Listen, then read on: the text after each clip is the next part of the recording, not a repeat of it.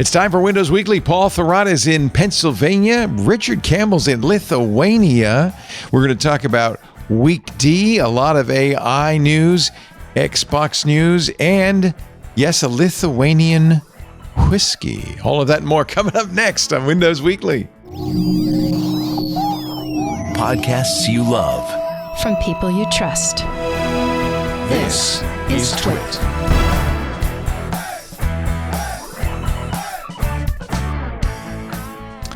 This is Windows Weekly with Paul Thurrott and Richard Campbell, episode 961, recorded Wednesday, December 3rd, 2025. Petroleum exchange expert. It's time for Windows Weekly. Hello, all you winners and you dozers, too. Here we are in the beautiful month of December, where, for some reason, Richard Campbell has evacuated the summertime climate of Australia for the freezing cold of Lithuania. Yes. From Brisbane to Lithuania in a week flat. It was fine. Everything's fine. I don't know what time it is, but it's fine. You must feel like you've gone through the Stargate or something. Wow. Yeah, no, it's transcendent jet lag. You just don't even know. Right? It's not even a thing. Did you ever do? Oh, and by the way, there's Paul Thurrott in the middle. He's in beautiful Pennsylvania, where he is residing for the Thanksgiving week. Good to see you, Paul. Yeah. From Thurrott.com. Yeah. It's not quite Lithuania, but, snow. Nothing is.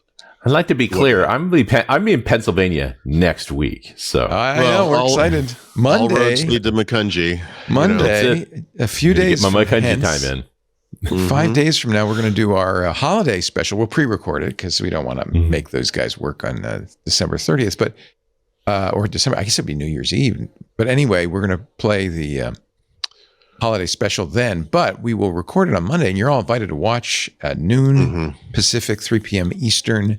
There will be adult beverages, so please do whatever you think is appropriate. Either bring your own or hide your eyes. I don't know which. I'm definitely bringing my own, but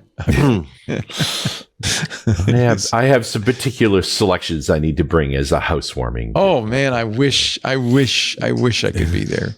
If I just fly out, it could all be in one place. We do have 3 bedrooms. I'm just saying. It would really be kind of a frat experience. It's like the setup like a sitcom, like cue the Bosom Buddies theme song. Come and knock on our door. Oh no, that's Three's Company. That's a different one. You wouldn't want that around here. It's mostly senior citizens. And I'll be Mr. Roper. I think Paul is definitely John Ritter, so I'm good. I think so, and that means and then you're Suzanne definitely Summers. Suzanne Yeah, Summers. Clearly, we all have a role to play. Is yes. the point? Yep, we all have a role to play.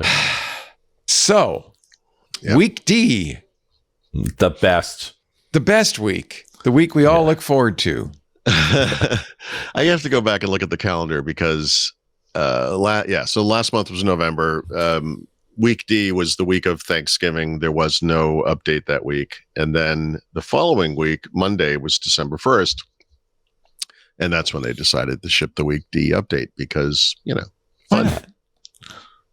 Do they take Thanksgiving off in Redmond? Pretty much, yeah. Yeah, I would say so. Yeah. I know a few knock guys who definitely, do have to work Thanksgiving. They don't get it. No, and the knock guys don't. Knock guys always are working. No, I had previously. who's got the pager? Like they literally say, who's got pager duty. Yeah, who's got the beeper? Yeah, it's on you, bud. Good luck. Have fun. We don't have that in podcasting, No, there's no pagers in podcasting. Thank goodness. So were they working? It was a week late, so that was because they took some time off, right? I assume so. Yeah. Yeah. And you say it's a big one. It is a big one. And we had seen some hints of this in the dev and beta builds and then the release preview builds, of which there have been at least 2. This is another one of those 24 and 25H2 are exactly the same kind of deals. Literally, in this case, you get the same update, or you will, assuming you install it. And a preview of the Patch Tuesday update we're going to get next week, assuming they stick to that schedule because, hilarious, who knows.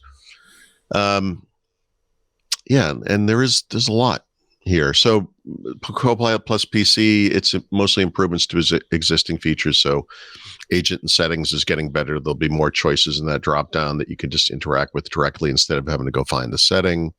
The click to do context menu, like the File Explorer context menu, is being streamlined because it's getting too big, right? Although in this case, they're going to surface some of the more common commands like copy, share, save, etc., right up front, so you can get to those quickly.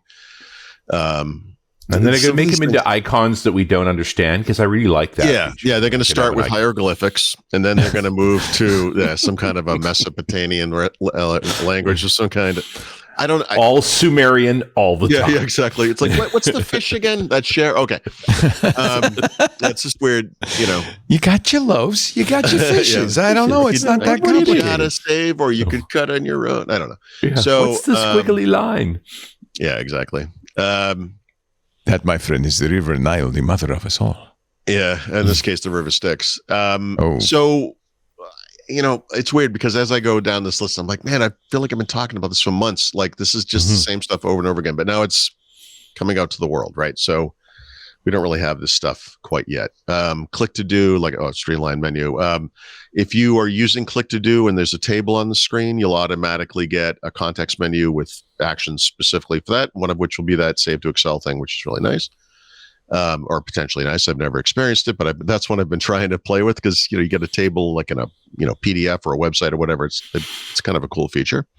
The expansion of Windows Studio Effects to secondary cameras. So if you have a USB camera, it will work with that. This was it was one of those weird things before. It only worked with the the built-in camera if you have a laptop, or the first camera or whatever. But now it will work with whatever cameras you have. Search box placeholders, not a big deal, but like I said, the File Explorer menus are getting simplified. The the dark mode experience with File Explorer is getting much better. So today, as most people know, if you use dark mode, you do something like the file, the settings box, the options box, I guess, for File Explorer, or you do a file transfer. Those things are still light mode, right? So those are going to go dark mode finally, getting there. Are they calling it extra dark mode then? Extra dark mode. It's How dark is it? Yeah, it's chocolate mode now. I don't know, mocha, something. I don't know. It's just more consistent. How about just consistent? Yeah, consistent without that shining light in the dark thing. This one's kind of vague, but a couple of months ago, they started working on adding categories to the Photos app. So if you use the Photos app to organize your photos, use the categories, you have to enable that. Uses AI to look at your photos and put them into these categories. Now that that's there, you can use Windows Search, from Search, System Search, and search for a category, and it will actually come up with images right from your photo collection. So now, Mr. Thurrott, if you're going to talk about search working in Windows, I'm going to have to press the buzzer. Sorry, if I used the word work, I did, but then I overspoke. They're adapting search to supposedly do this thing. I've never experienced it, so we'll see. Right. And then as far as normal everyday users who do not have a Copilot plus PC, there's actually some interesting stuff. So, minor changes to things like the Spotlight if you use it with the desktop, the File Explorer stuff, like I said. But they're adding something called virtual workspaces in advanced settings. So advanced settings used to be called, I think, developer settings, or just developer. If you go to the settings app, let me see if it says here. I can't even find it. Doesn't matter. But it's kind of a hard to find thing. If you use Visual Studio and you're creating a modern app, you have to actually turn on some stuff in settings, and that used to be for developers. Now they're just calling it advanced. Right. And virtual works. Yeah, right. Because a lot of power users are using this stuff too, right? Sure. These are the types of things where you can right click on an icon in the taskbar, and you can add an option for killing the task right from that jump list that pops up. The type of thing maybe most people don't need, but power user would want. So that's the type of thing that's in there. Power user. Yeah. Excuse me. The weirdest icon on my desktop is a PowerShell script that calls into my wife's machine to mute her audio, because she always walks away with her music turned on. And by the way, the permissions model for that was impossibly difficult, but I'm very proud of that script. I was going to say that's pretty good. I was just looking at a third party. I'm not going over there to turn stuff down. That's just not a thing. That's gotta go. funny. I was playing around with the command line thing today. It's a third party tool, but it's for remote access. And I was like, it's interesting. That would have solved that problem too. So virtual workspaces, I've not seen this, but this allows you to enable and disable things like Hyper-V and Windows Sandbox. So today you basically have to search. I think if you just go to start search and type features, you get turn Windows features on or off, and those things are in there. And this is a legacy interface. So they're starting to bring that into settings basically. So that's because I was hoping it was a call into like Azure Virtual Desktop. No, well, you know what? Now that it's getting in there, I mean, I could actually see them doing that too, right? I mean, sign in, put your credentials in right there, and then have that just be a thing. Like I could see that happening too, actually. Yeah. Bunch of changes to sharing, of course, because it's been a month. Just small kind of changes all around. Widgets. Widgets is a pretty big change. I don't really use this feature too much, but literally for a year now, Microsoft has been talking about this notion that the widget board, that thing that appears when you bring up widgets, which has actual widgets and then some kind of a feed on the other side, which is like has gone through different permutations, but the Microsoft Discovery feed essentially is going to allow you to switch between different views. So you can have just widgets, just the feed, swap out the feed with another feed, that kind of thing. So this one I've actually seen on one computer. It's actually pretty nice looking for what that's worth. They've only been working on this for like, 4 or 5 years now, but it looks like it's finally getting there where it's like, okay, like, still the stories are all still crap, but excuse me, I'm getting over it. I had the worst. I was like on my deathbed last week. I'm sorry. No, it's okay. Drag bar, that stupid UI that probably no one has seen yet, but the idea we have a really good good drag bar in San Francisco. Oh, that's a different kind of. No, different. Nope. Okay. Nope, not that one. It's not the Blue Oyster. It's which I think is Police Academy. So everyone knows about Snap. You drag windows around and you get that little bar that comes down and helps you do the layout stuff. So they have a similar thing for sharing files, but the way you do that is you grab one or more files and then you drag them around. And the little bar comes down. You get sharing options, right? It's just trying to make it more discoverable. I hate it. I wanted to turn this off the second I saw it. Now you can. So in this update, they're letting you turn that thing off. And it also supports multiple files now. Originally only apparently supported one. So that kind of thing. So, the full screen experience is coming to more gaming handhelds. It's going to be available to everyone if you want it very soon as well. And then lots of small changes all over the place. To fit and finish stuff in the UI. The Prism emulator for Windows 11 on ARM has been updated to support AVX and AVX2, which is one of those things that allows for more games to basically come across, et cetera, et cetera. So nice. it's in the context of this year and the various monthly updates we've had, it's a big one. It's Why one of the big week ones. D? Why week D? Well, it's just the preview. So it will be the December when everyone gets it. Assuming that happens, by the way, on schedule, it will be the December Patch Tuesday, which is about. So this is a Christmas present. We just got an early view of the Christmas present. Yeah, it's a Christmas present from someone who hates Christmas and everyone who celebrates it, and they just want to keep you busy. I suppose there's no chance. There's no way they would have shipped this as a preview right now if they weren't going to ship it in December. Yeah. So no, it makes sense. Merry Christmas. I moved your stuff. Yeah. Oh, and by the way, we're going to be off for the rest of the month. I hope nothing goes wrong. Yeah. So yeah, I know. This the fact that it is the holidays suggests to me that this one's probably going to happen on schedule, right? They're not going to want to delay this too much further because literally half that company's going to be gone within the week of that. So yeah, for sure. We'll see. Yeah. So a big one. And then I'm sorry, I've got so many windows open here. I'm trying to figure out where I'm at. Okay, here we go. So there's that. And I'm just looking at my list, make sure I didn't forget anything. I guess not. And then just because like in the world of Windows, so to speak, other than some stuff that's in the back of the book, there hasn't really been much going on this past week because, there hasn't been much going on anywhere this past week. But right. Google, a couple of things Android related, which kind of factor into the PC space. one, we found out from a job listing that the product that's going to be the combination of Android and ChromeOS is called Aluminium, and it is aluminium, not aluminum. Yeah, I noted the extra I in there. Yeah. Yeah, it's Aluminium OS. The theory here is it sounds more like chromium, right? Aluminium, chromium. Right. Yeah. It's not a UK team working on it and insisting on the wrong Johnny spelling Ive of aluminum. says you've got to call it aluminium. It has an elegant surface texture. Yes. I want to eat it. I don't know what you call it when the little hands in your hair stand up, but it does that. It's nice. No, it's not. So this is, we've been kind of eking out news about this all year, but this is the Android coming to PCs, and literally in this job listing, I guess, and elsewhere, it says, laptops, desktops, it's going to be in all kinds of computers. So this next year could be kind of interesting in this space because, we've got the iPad over there picking up multitasking features, background processes, et cetera, become pretty elegant for that stuff, but still keeping this simple device-like approach.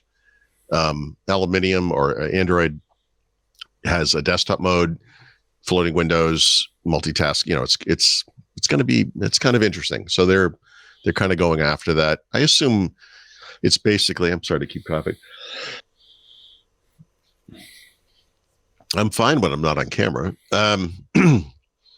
I assume it's basically going to be Android with like desktop version of Chrome. What we'd think of as Chrome OS. They've been trying to get here for years, right? This has been the goal for forever.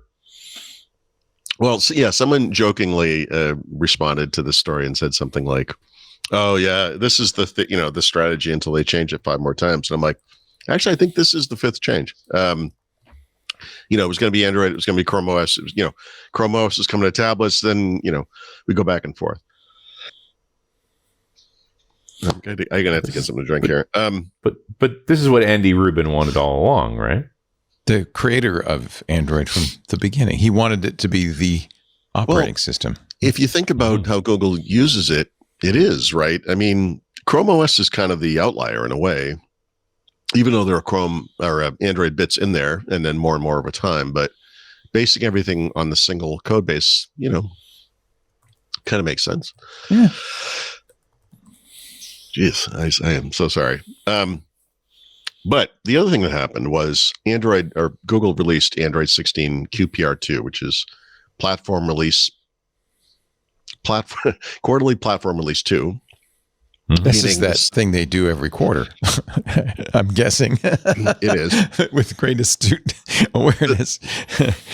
Is this a feature drop? Is that, or no, this is not? Well, this one's a little different. So quarterly, they do the feature drops. Pixel and Android. This one is actually what they call like an SDK update. So it's a minor SDK update. It's the first one they've ever done. Usually this is all once a year, but they changed the schedule. They still have quarterly, but the middle quarterly one, if you will, the second one, is the one where they actually rev the SDK as well. So it's actually a target for developers. This quarterly update scheme that they have seems good to me in the sense that Android, like iOS, like Windows, has monthly updates, but they're mostly just security updates, right? But shipping features less often, outside of apps, not a horrible idea. And I think, Android, there is a lot of churn, but compared to Windows, it's not even close. Isn't there's kind of a history of Microsoft and updates. I like that they're adopting Microsoft naming strategies, right? Go ahead. I mean, well, they've been doing this for over almost 25 years now, right? Windows Update, I think, was roughly sometime in the XP timeframe, maybe. So it's probably about 25 years, and they're finally getting the names right. I mean, okay, that's good. I think it was, I don't know if it was Dave from YouTube or somebody made the point that, someone else, I don't remember who made this point, but it was it was Linus Torvalds actually made the point, this in an interview this week. He said, everyone kind of dumps on Windows for the blue screen and everything, but he's like, actually, that's the right way to handle those kind of errors.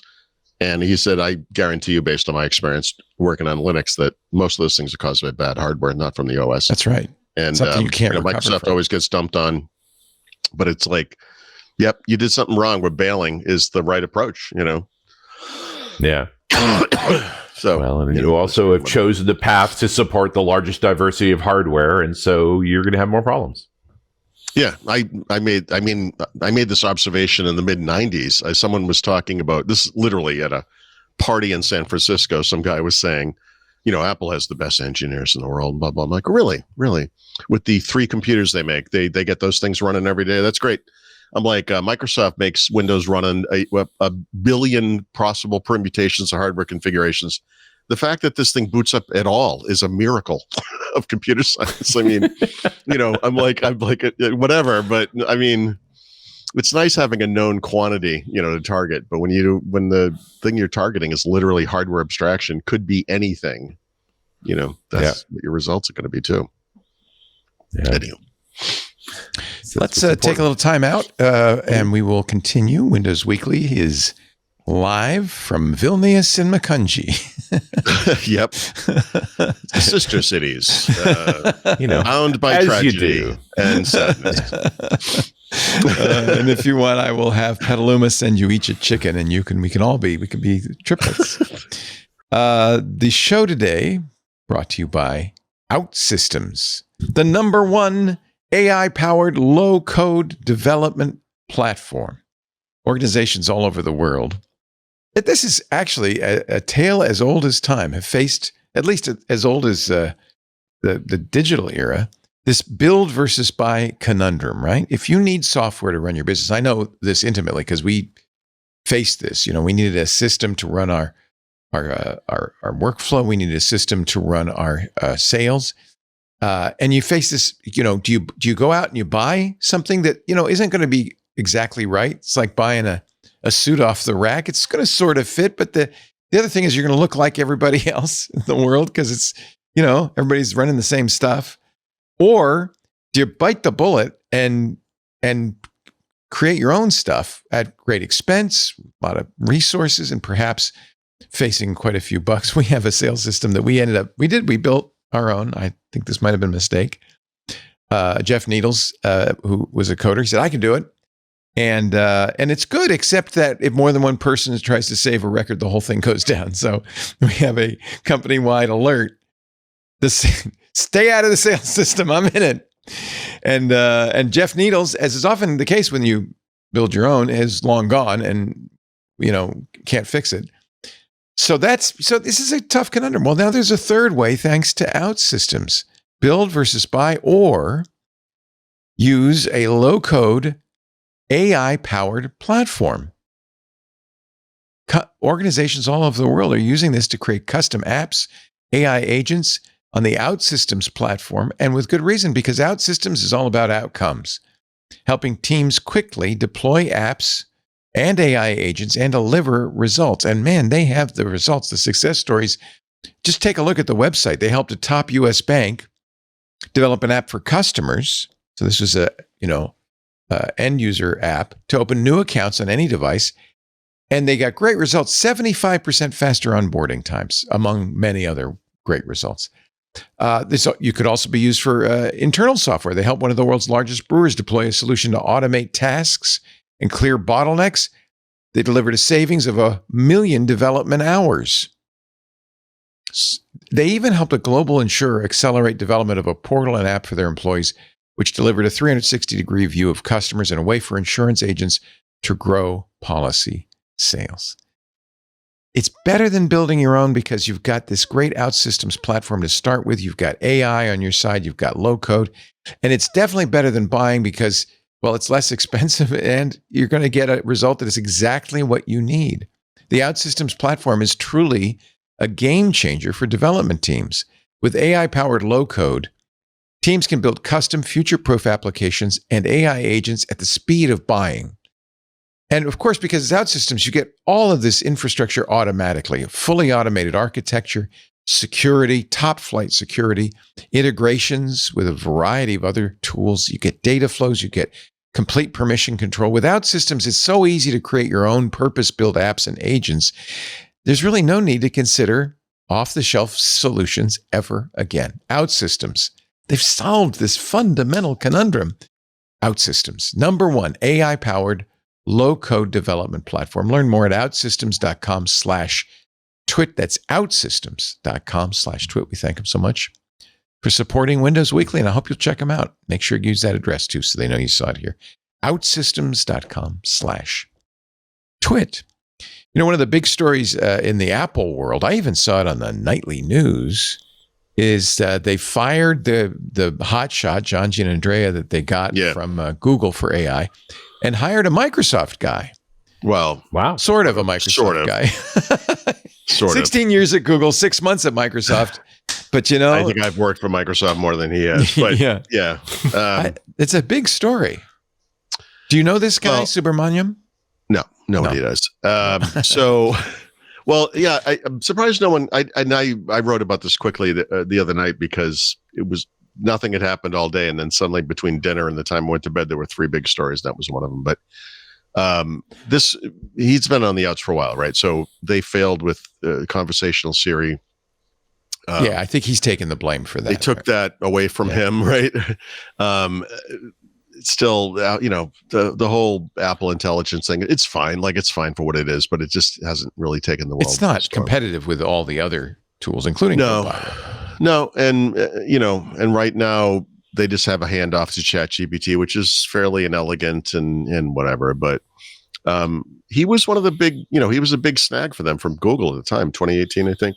Oh, man. And there was a big story when it happened. Google, or Apple rather, after a trial of a few months, did something that they'd never done under Tim Cook, rather, where there was just an all-up AI org rather than having that be part of different parts of the company, and it just didn't work. And so they're going back to their more, for them, traditional model. But Siri had been in trouble for a while, right? Like, it's so rare for us to get any sight into Apple's internal conflicts, but whatever was going on between AI and Siri was so disastrous. There were multiple stories. I just think that this has been going on forever, really. I mean, they were first out the door with this kind of a digital assistant, at least from like a big tech type company. I mean, I know they purchased the company that did it, but, they came to market with the first. Everyone else basically copied them. And then they let it sit forever, and I this one I'm a little rough on, but I feel like the guy or guys who came over from, that did Siri originally left the company in some dispute because it was like, you aren't doing anything with this. What are you doing? Like, it has to keep improving, and it just wasn't happening. And so it's proven difficult to adapt, I guess, to this stuff. But we'll see. I feel like in the next 4 months ish, this will be behind us, and there'll be some Gemini based Siri thing that will probably be pretty good, honestly. But Gemini 3 landed very well. Yes, it did. Well, and that's where this guy came from originally. He was 16 years at Google and was, I think, a product manager for Gemini. Right. So it makes sense they'd hire this guy to kind of manage the relationship. If this is going to be your future, tool. The part of the story that I haven't seen reported on a lot, that to me is a big part of this, is Apple has lost a lot of high-level AI execs to other companies like OpenAI especially. And they've been this is a big problem for them internally. So who's left? Like, you need to replace this guy who's not shown up. Everyone else is like taken off for other companies. And it's like, basically you have to poach somebody who just accepted a job at Microsoft that I've never heard of. Not that means too much. I mean, I'm not super invested in this space, but like, I don't know that there are any big names left. Yeah. That are well known, to the outside world or whatever. So as far as I'm concerned, this person is kind of an unknown. But I think at this point the thing they're looking for maybe is not one of those top level Suleiman type guys, but rather like, listen, you're going to be reporting to Craig Federighi basically, right? Or whatever. Like, I think he actually does report directly to Tim Cook, but he's, you have to work with these things. Like, you can't just we're just going to go off and make vague foundational models. And, we promised something like almost 2 years ago now. We kind of got to show up with that eventually. Could you make that happen? They need someone who can work and get done, get this thing done. So we'll see what comes of it, but it is kind of interesting. Somehow over the past week, I ended up writing two at least anyway, but like kind of editorials about AI, which I did not go into this meaning to do, but I saw a headline, I think it was late last week probably, where Tim Sweeney had on Twitter had something in response to something else someone had tweeted, had said something like, yeah, we got to get rid of this made with AI thing for games. Because I guess Steam is requiring that if you use AI to create a game, it's going to have this label on it. Like it's some kind of it has high fructose corn syrup in it or something. That's like it, yeah. Satanic markings. Yeah. And it's like, guys, all games are going to be made with AI, obviously. And it's like, yeah, actually, that's true. Obviously. Why not? Like, it's obviously true. Right? Like you would be stupid. I mean, no, I'm sorry. That's not fair. So, some games, I guess, we'll have these handcrafted, kind of artisanal games, I guess. But like as far as like Call of Duty, Fortnite, whatever, AI is going to be part of it. And that's why not? Well, and made with such a vague concept. Like, what purity are you going for here? Right. Are you just going to use organize spell electrons checking? with tweezers? Like, is that what you're doing? It's like, how come there's a spelling mistake in this $1 million game you just made? Like, well, we didn't use AI. Steam wouldn't let us. Couldn't spell check it. It's a visceral reaction to AI. I talked to my 22-year-old. Yeah. I was 23 now. Happy birthday, Mom. And he said, "Oh yeah, I won't play any game with AI in it." And it's just a visceral reaction. I'm sorry. It's just such a weird. The world there's a schism. How would you know? Well, when I was all that aside, it's not about all that. It's not rational. It's emotional. It's like AI scares me. It's creepy. I don't want to have anything to do with it. This is the wrong reaction. This is we have this the word enshirtification, right? It's such a beautiful word because you hear it and you're like, yeah, I know what this is. Exactly, I see it everywhere. Like it's perfect. And unfortunately, in the AI space, it's the other one in a way, but is this term like AI slop, and it's just like the easiest thing to throw. Oh, it's just AI slop, Yeah, okay. Because humans never make mistakes. But, I have this really strong memory of this, like in the late 1980s. I don't know if it was in part of Deluxe Paint, or it was like the guys that made Deluxe Paint basically came up with this program on the Amiga that allowed you to do animation. But it was like that cell animation. Like back in the day, Disney would have to draw every frame, 60 frames a second, right? Or whatever it was. 24. To make the mouse run across the screen. And the way this thing worked is like every fifth or 10th or maybe every second, it would draw the things between the two. So you didn't have to do all of it. Right. And it was like, yep, this is clearly the way forward. But at that time, we not as vocal then. We weren't all connected. But there were people back then going, oh, no, I'm never going to watch any animation that isn't hand drawn.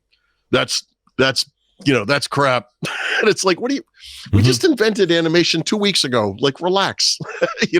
Video games have only been around for 45 years. Like, give it a second. Like, of course, you're going to use technology to improve this thing.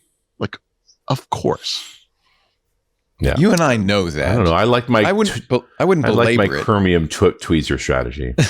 What's that? Oh, with the bits? Yeah, just. So we're just going to pick. We're going to pick up each electron and we're going to assemble them ourselves. I think it's apparent that AI is going to be around everywhere. I mean, even in music. I just but let's not get outraged. I don't think we need to get in a fight about it. If people don't like it, that's fine. And you don't have to defend it. It's just, it is going to happen. It's obviously going to happen. This is like, is it real or is it photoshopped? Right. But before that, there was like airbrushing. And before that, there was just photography. Right. And like, seriously, of course, this technology evolves. People are going to use it. They're going to make things better with it, whatever. Will there be crap? Yeah, of course. I mean, but for every, there are these like early, like if you're into, I don't know what you call this, but like in the 1980s, they made, it was supposed to be the first of two parts. They only made one part, but it was like a Lord of the Rings movie that was animated, but it was like rotoscope or something. They had Ralph Bakshi. Yeah. And that, look at that today and you're like, okay, this is kind of unique and weird, but it's not great. But then things like Roger Rabbit happened, all the Pixar movies and blah, blah, blah, whatever. And I don't know that anyone would ever look at something just like Toy Story, which is now itself 30 years old, by the way, right? Ish. Yeah, over 30 years. and be like, oh, that's crap. That's not hand-drawn animation. That's garbage. It's like, guys, like, come on. I mean, there's a place for it. It's fine. But video games are just obvious. There was a headline, a month or so ago. It was like, someone's figured out that like they probably used some AI assets in Battlefield 6. Like, you think they spent $1 billion in this thing and didn't want to get it? Like, come on. Like, of course. Like, to me, that's like that. That's where it goes. This is where you want it. It's going to make the industry better. We've been talking about how expensive it is to make games, how it's limited what games could be made, and there's always been automation tools to allow them to do more. This is another generation of automation. This is what Microsoft used to be good at, and you might be able to argue that they still are, but it's like the democratization of technology, right? That it's not just some kind of white lab suit up in a tower bequeathing us with some, capability. We're going to give it to everybody, And the fact that we can walk around with an iPhone or whatever phone we have and make like a Hollywood quality movie, essentially. I mean, I obviously need other tools and skills and whatever, but this opens up this capability to more and more people, and people who might not have ever come to light now can be creators in that way. And AI is exactly this. It's this, but for like everything, So I just like, it's just like made with AI. Like, we're going to put the scarlet AI letter on your chest, because you didn't make it all yourself, you jerk. Like you cut some corners, like you wanted to see your family or something over the holidays. Lazy jerk. Like, of course you're going to use AI. Like, I wouldn't dismiss the reaction though, because I mean, look what happened last year at the Academy Awards. The Brutalist used AI very minorly to tweak the Hungarian accents, and I think the Academy it was nominated for an Oscar, but didn't have a chance of winning one because people were so upset about that. So I agree with you, but this reaction is not going to. I guess the reaction is very human. The problem is it's the same reaction we always have. Like, remember when I know that, but don't dismiss it because it's got power behind it. I'm just saying. Well, initially, but the thing that has more power behind it is the tsunami of AI that's going to hit these people and wash them away. So, you can complain all you want, but I'm sorry, it's happening. Okay. Sometime in the late 90s, early 2000s, there was that movie, Oh Brother, We're Out There, great movie. George Clooney, et cetera. It's striking to this day to watch this movie because it has such a yellow kind of a tone to it. They were trying to make it look like that era, and not like it really, like, because the world was yellow at that time. Sepia, though, it's a sepia kind of it makes it look old timey, basically, right? Yeah. And I don't know that they called that AI at the time, but it was, whatever you color grading, however they do it, whatever. But that's actually The Godfather. They took the print, the one and only, and dragged it through T. To give it nice. that kind of color. Yeah. And the DP at the time said, I know this is risky because this is the only copy of this movie. Yeah. But this is what we have so there to were do. people boicotting tea, or was that just from the 1600s? Or whatever the year that was. I just don't. People resist technology, but it eventually happens. I don't know if the debate is over whether it's better or not. I mean, I think humans might have some merit in saying, we don't want too much of our creativity usurped by machines. I think in gaming, there's a lot of stuff. You were saying, Richard, in the Discord that NPCs could get a lot better with some. That's for sure true. I mean, how many times did you have to say, I was an adventurer like you, but I got an arrow through the knee?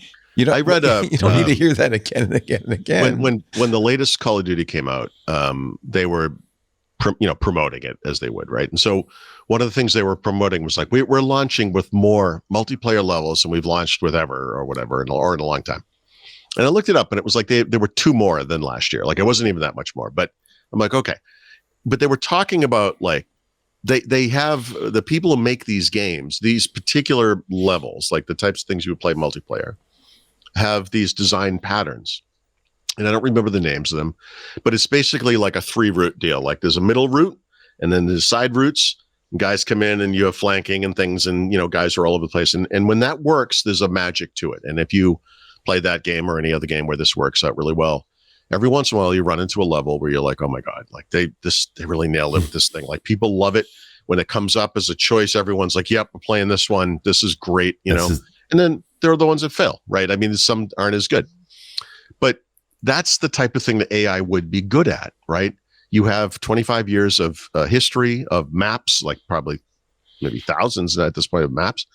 You have all the data from how many people played and how long and blah, blah, blah, whatever it was. You could put it in your little AI machine and be like, make more of this stuff, Right. This is what AI is great at. And right now, to my knowledge, that's not happening, right? I mean, it should be. I mean, that should be what we're doing. Like, it seems like that's a great use of AI for game making. So we'll see. I obviously there'll be, setbacks and there'll be bad things and whatever, but I don't know. I mean, even like Leo was talking about this, what about humanity and creativity and everything? And it's like, I feel like this is the argument people were having when photography occurred. It's like, well, hold on a second. Yeah. We have these people that make oil paintings. They're masters. Like why we're going to replace these with this little snapshotty thing? Like, I'm sure like we just didn't have the internet. There's a difference. I'll tell you the difference. Oh, okay. There's still a human involved in the photographic process. There's no human involved in some of this AI stuff, right? It's just generated. Yeah, so I mean, how many sports games have been called or have been decided by a bad call? Well, how many airline disasters? I'm not disagreeing that there's an appropriate use of it. But I think there's also an inappropriate use of it, and I think that's where we're learning is what's acceptable. So what's an unacceptable use of AI today? Would you say replacing the creativity of a human with a very generic form of creativity created by a machine?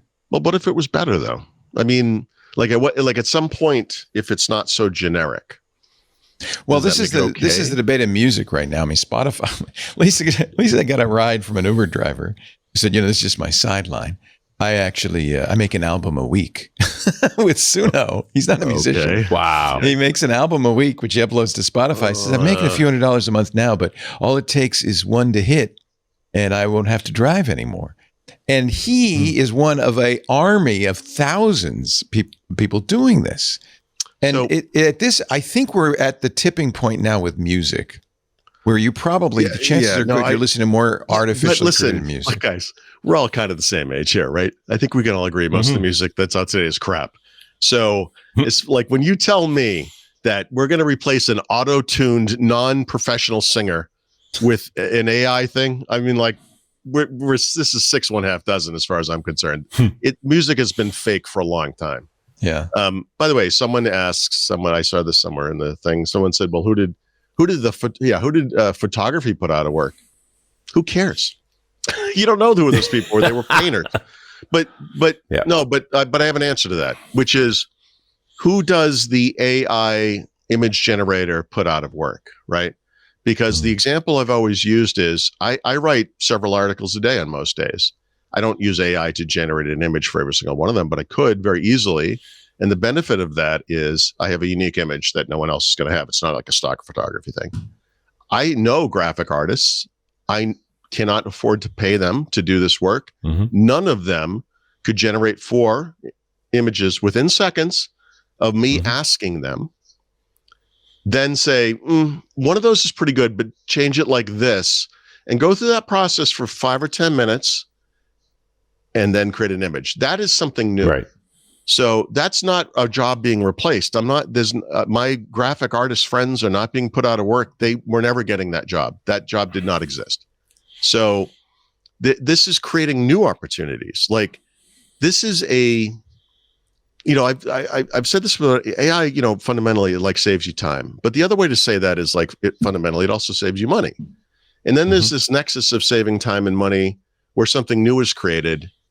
So you're saving time, money, and you're doing this thing that could never have been done before. And that's what photography enabled, by the way. And as it improved over time, like air travel improved over time, And it turns into this thing that was rare, and no one knew what it was. A guy, you'd have to hold the thing steady for a long time, and whatever. Everyone had to stay still. And now it's snip, snip, snip, snip. And now everyone has cameras. And who did photography put up? Who care? We don't care anymore. It's 150 years later. We've stopped caring about that. We don't care about the stagecoach driver.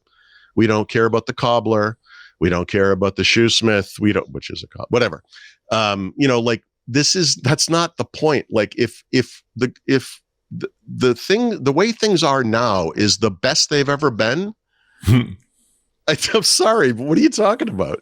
Like, this is like, one of the stories I told was I used to work in a bank, and I'm thinking about this now. You used to see people standing in line with paper checks, and those people were one of two people. They were people who were paid by check, who did not have their own accounts anywhere else, and had to go to the drawing bank to cash the check because the check is from that bank, so they could cash it. They show their ID, they get their money. The other group was old people. Even though we had ATM machines in that bank for 25 years by the late 1980s, they were never going to use an ATM. They were old, and they were like, "I need to talk to a person. I have to do my banking. We're going to chat a little bit. I'm going to keep the people behind me waiting, yada yada." And we all stood in line. So, do we not move past this because those jobs go away because there are no tellers anymore? I mean, there are probably some tellers, right? But you don't have as much of a need for them anymore because the old people died and no one gets paid by check anymore. I made the case the other day, like we were at the farmer's market last weekend, didn't have $1. We didn't have a cent. We gave some money to a homeless charity. We bought some apples. We bought some peanut butter. And all of those things were like Venmo or whatever Venmo, something like Venmo. Every one of them, micropayments. Yeah, the modern version of this is what radiology. Jeff Hinton, one of the godfathers, back in 2016, after they'd beaten ImageNet, they now made it so that phones could recognize images. It was done. He said, radiology is a dead job. Like, there's no point in being in it anymore. And the reality is the opposite has happened. That you need someone to look at it. And the reality is that there's 700 models now approved by the FDA for evaluating radiological images. And the radiologists are doing 3 times as many recommendations as they used to do. And there's demand for more. Like the making it easier to do medical scanning has meant far more medical scans. And there's demand for even more. So, that market simply expands. We live next to New Jersey, and New Jersey is either the only or one of the only places in the world that mandates that gas stations have to have attendants. So every time I get gas in New Jersey, I forget this because that's not been the case anywhere that I've ever been in a long, long time. And you get out of your car and you go over to the pump, and the guy's like, "Whoa, whoa, whoa, whoa! What are you doing there? What are you doing?" With the New Jersey accent, certified petroleum exchange expert. What are you doing? I remember when we were first married, we were staying at my wife's parents' house one weekend, and I forgot my toothbrush. And I was like, well, I'll go to the supermarket and buy one, whatever. So I drove over there, going to this giant empty store at night. I didn't see a human being the whole time I was there. So I walked into the belly of this thing, grabbed a single toothbrush, walked up to the front. There's no one there. And I had my first experience self-checkout, right? First time ever. So this might have been, very early 1990s. So a long time ago, 35 years ago. And I know a little bit about technology. I've always been pretty good with it. This thing befuddled me. I was almost crying by the time I got out of there. I finally figured it out. It took me a long time. If there had been a human being, I would have asked for help. I would have let them do it. I was like, I really struggled with this. And I came back and they were like, "What took so long?" And I'm like, "I don't want to talk about this right now. I need some time." And if you would ask me right then, like, should we do this? The self-checkout, this is the future, right? Nope. No, we need to have people manning those things all the time. We need human beings. If you would ask me then, today, depending on what it is, I guess, but like, I'd rather just go up and boop, boop, and get the hell out of there. I don't want to talk to anybody. I don't want to wait in a line. I don't want to, it's things but you get gas on your hands. I do get gas in my hands sometimes, yeah. And that's true. You could blow yourself up if you picked up your cell phone. There's all kinds of things could go wrong. But do you trust yourself more than you trust the idiot who has to work at a gas station? I don't know. Like, I just, That's a good point. Yeah. I don't know. I mean, I think I could handle this. You're trained. What did you train for? Petroleum transfer technician. Transfer expert. I'm a certified petroleum I know what I'm doing. Expert. I have 18 hours of experience under my what belt. Does that mean? You're like, I put the gas in the car. I see. What would you say your job is here, Bob? Middleman is what I'm hearing. I think though that I have people skills. Yeah. Yes, exactly. People skills. Exactly. Yeah.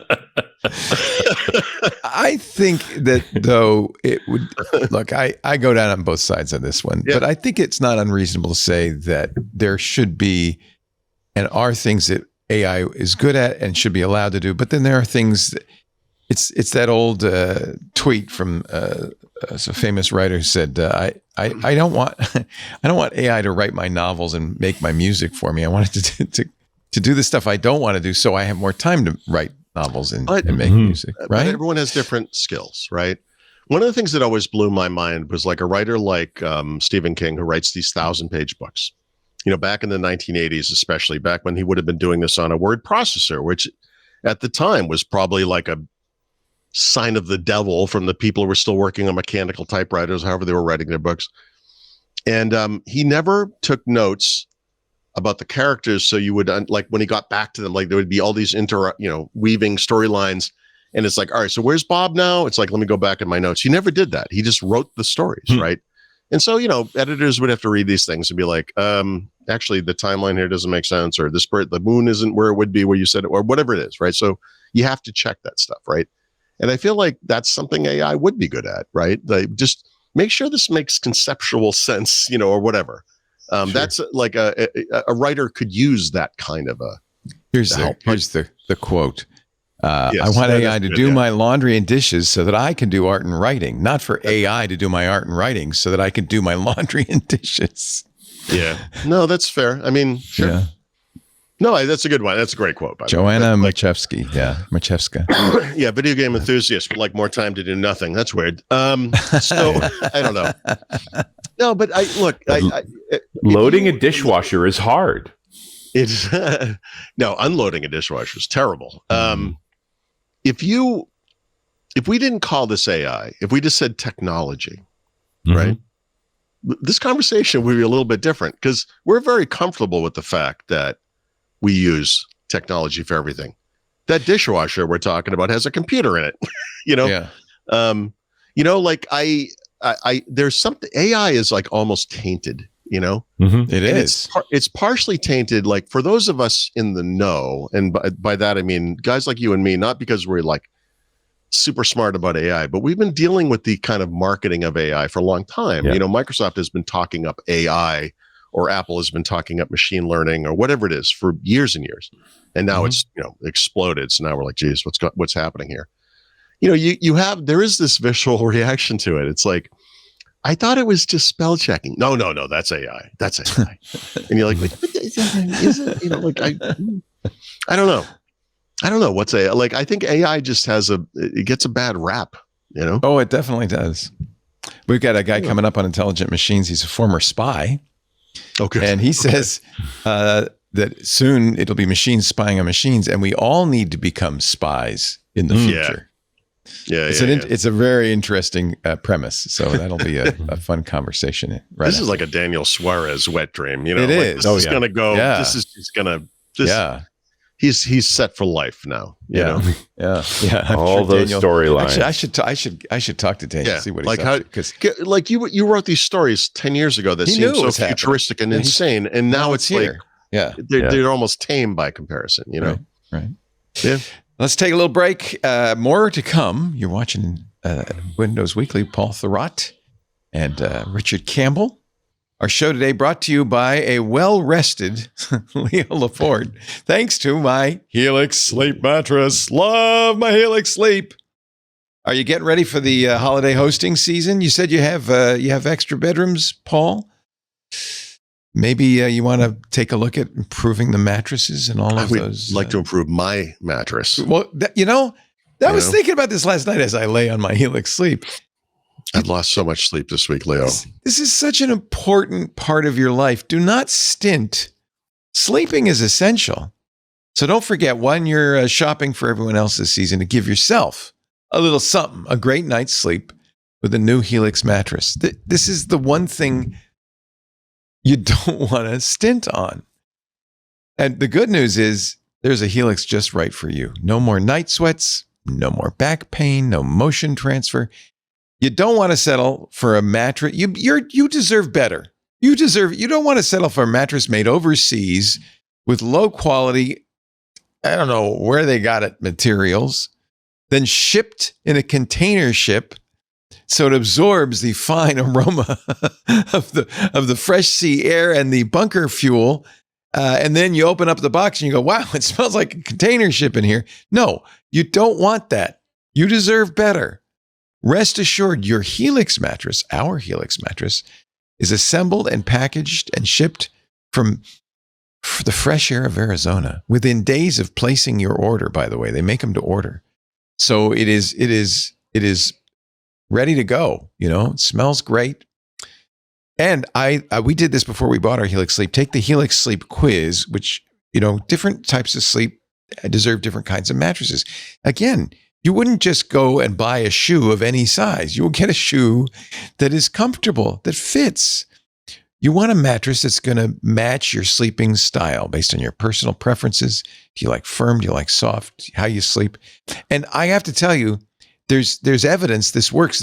Helix did a sleep study, a Wesper sleep study. This is the gold standard for sleep study. They measured the sleep performance of participants who switched from their old mattress, whatever that mattress was, to a Helix mattress. I could have done this study. Here's what they found. 82% of participants saw an increase in their deep sleep cycle. Yes, I did. I measured it with my Oura Ring. Noticeable. In fact, participants on average achieved 25 more minutes of deep sleep a night. That's significant. And that's the sleep that cleans out, you know, the brain, all the junk in the brain. Participants on average achieve 39 more minutes of overall sleep per night. Less tossing and turning, less wakeful minutes, more time comfy in bed. Time and time again, Helix Sleep is the most awarded mattress brand. Wired, I'll give you an example, just tested 100 plus bed-in-a-box mattresses. And their top pick was the Helix Midnight Luxe Hybrid as the best bed you can buy online. The best bed you can buy online. By the way, that's the one we got. Forbes had tested 90 beds so far this year to find the very best mattress for every sleeper. They said, again, as their top pick, the Helix Midnight Luxe. That's what we sleep on. And I got to tell you, I pick it too. Go to helixsleep.com/windows right now. 27% off site-wide during the Cyber Monday sale, best of web. That's helixsleep.com/windows for 27% off of the Cyber Monday sale, best of web. The offer ends December 9th. Make sure you enter our show name when you buy into the post-purchase survey. That way we get credit. They know we sent you. And if you're listening after this sale, don't worry. Check them out. There's always great deals at helixsleep.com/windows. helixsleep.com/windows. Do not sleep on a bed made of money. That is not a good idea, Keith. Yeah, especially if it's coins. Get a Helix super comfortable. Common sense, people. Yes. Okay. Let's see. Did you see that Sam Altman, there was a rumor going around. Somebody looked at the source code of the Android version of the OpenAI ChatGPT app and saw code that implied there's going to be ads. So I think, of course there is. Yeah, but that's, of course, we know that's coming. Well, shortly thereafter, you saw the code red memo from Sam Altman said, hold on. Wait a minute. I think it's interesting. What is it? What's the reason for this panic? Well, we've made this case before on the show, like OpenAI or ChatGPT is like the Kleenex of AI, right? It's the one everybody uses.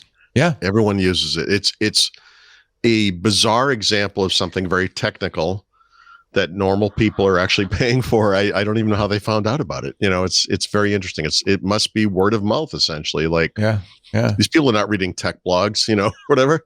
But they found out somehow. They found it and they were like, oh my God, this is amazing. Yep, I want to pay for this. Like, that's rare. I mean, it's really neat. And that's just been, lucky is maybe not fair to them. I mean, they have market share. That's for sure. Yeah. Yeah. But the other case we've made a bunch of times was, we've got these companies, and Google may be the most dangerous of all, who, I guess they stumbled out of the gate there a little bit, but they have deeper roots in this stuff than anybody. They've been working on this for decades. They have all these consumer services that have over 1 billion users each. They're probably going to catch up. They're going to be one of the big three or whatever. They're going to be a player for sure. Yep. And, we've been kind of waiting for that to happen, I guess, in some ways. I'm sure they have too. But whatever reason, Nano Banana, I think, was the first big one for them. And then Gemini 3.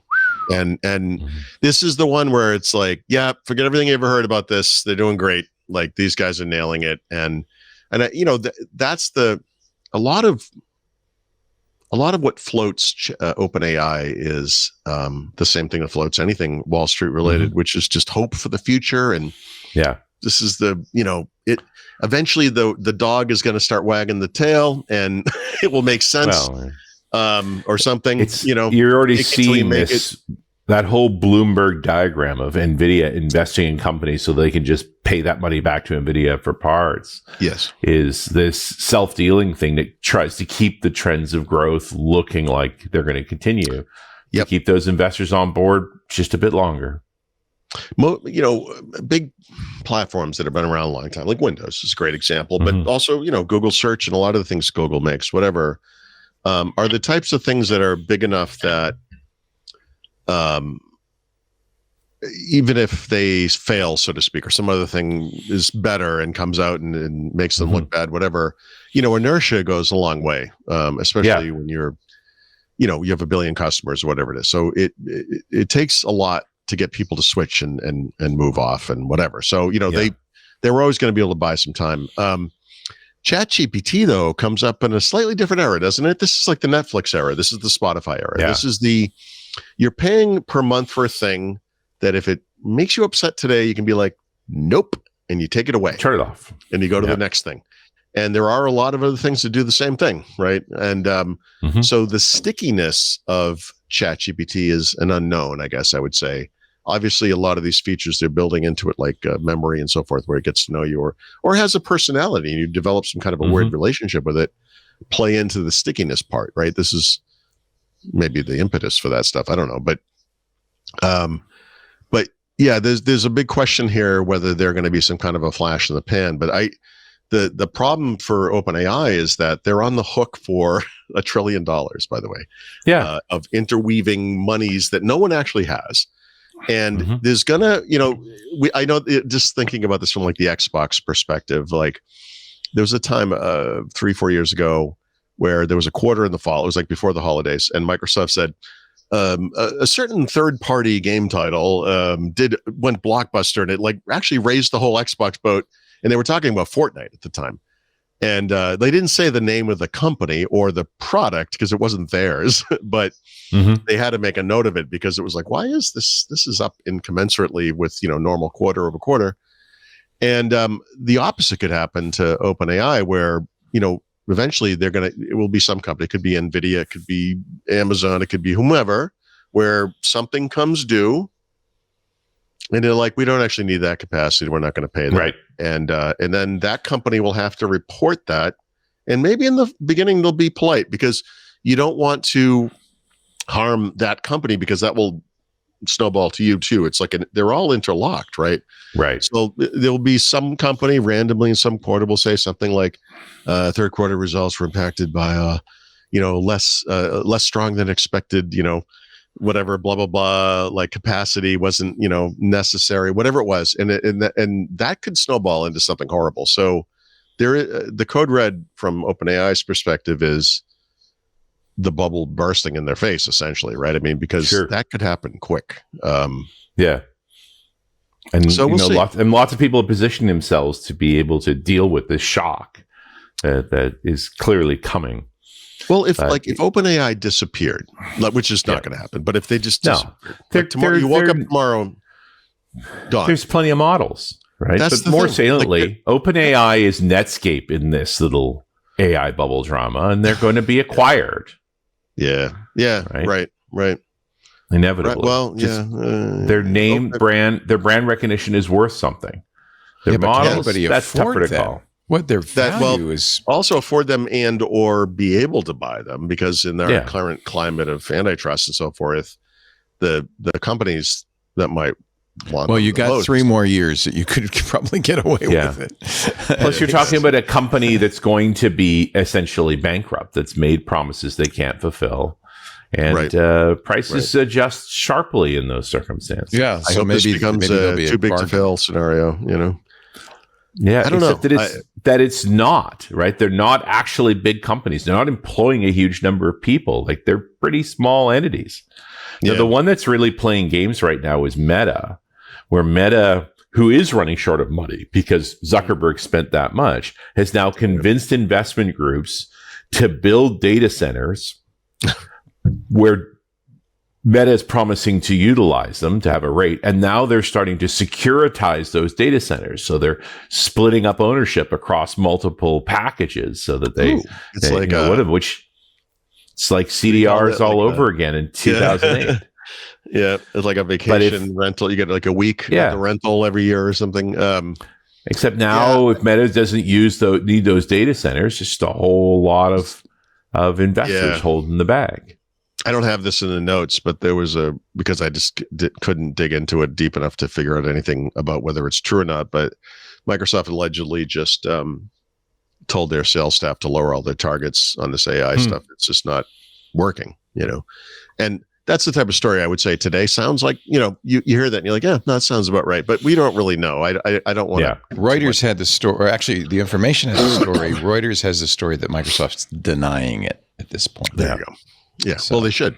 I mean, they should deny it, but it's one of those things you're like, oh, it sounds right, but I don't want to give too much attention to it because I don't know. I did the AI keynote today, and afterwards a couple of people came out and he says, when should I get out of the market? And I said, before the crash.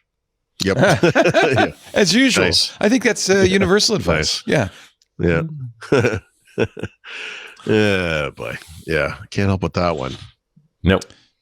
I wonder, you said too big to fail, and I kind of got my mind working. The current federal government is very pro AI. In fact, the New York Times had an expose of David Sachs and how he's pushing the federal government in that direction of no regulation, very pro AI. Sure. If OpenAI did start to struggle, I could see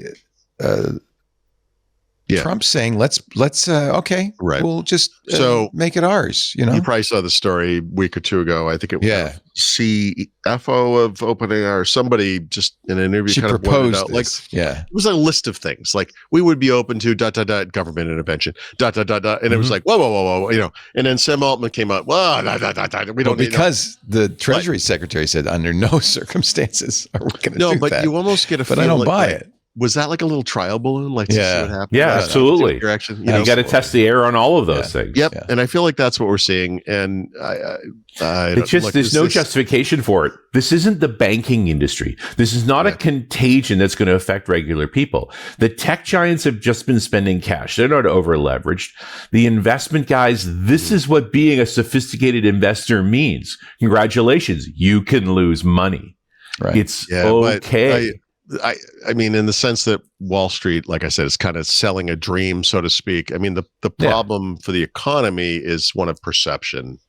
Yep. And unfortunately, that has a real impact. And look, if the S&P 500 straightens itself out, like that's 80% of equities in the U.S. Like a 30% haircut on that is a big spike. And that's a downturn. That's going to affect everybody. It's also 50% of securities worldwide. So we're going to have a couple of years of tough times when this correction comes, but we will climb out of it inevitably. Yeah. The last time we did, we had a world war, didn't we? I'm sure it'll be fine this time. So I don't know, but I can't, the financial stuff, I can't I don't know. I just don't know enough about this, but this is more like 2008 than it is like 1929. Yeah. Okay. Yeah. I mean, right. I don't know. We'll see. But I would like, what I'd like to see happen is a little more measured response to stuff, which would include the SEC kind of stepping in and saying, we're going to start actually taking a close look at all this stuff and ensure that you guys are all reporting your interdealings correctly within the letter of the law, so to speak. And you just don't hear that. So I'm not saying it won't happen, but I feel like, I don't know. We don't really have that kind of responsible government right now. So I just, I don't really see that happening. No, you could see a movement towards competent institutions that enforce the laws on the books. That would be interesting. Yeah. Yeah. So I don't know. It's like 800 million weekly users on ChatGPT. I wonder how many of them pay for it. But even if they were all paying for it, it wouldn't be enough money for what they're spending. Well, that's what I'm saying. Like, what's 800 million times 20? It's like, let's do the math. Like, how much of their, when does this become profitable? Like, how is this? No, I don't know. I don't get it. I don't quite get it. But. Well, and people don't need these companies aren't incented to be profitable. They still believe in the blue ocean land grab, and that's one of the things that a downturn actually does, is gets you focused on making sure you're being as efficient as possible rather than just grow. It's a normal shakeout. I think I mentioned this the day it happened or whatever, but a couple of weeks or a month ago, something, my wife made this comment. I had said something about this money stuff with Microsoft and OpenAI, and they're just pixie dusting everything. And she said, she goes, it's funny. She goes, you and I have this little business, and if we don't make a profit in 3 years, it becomes a hobby. Yeah. And I'm like, right.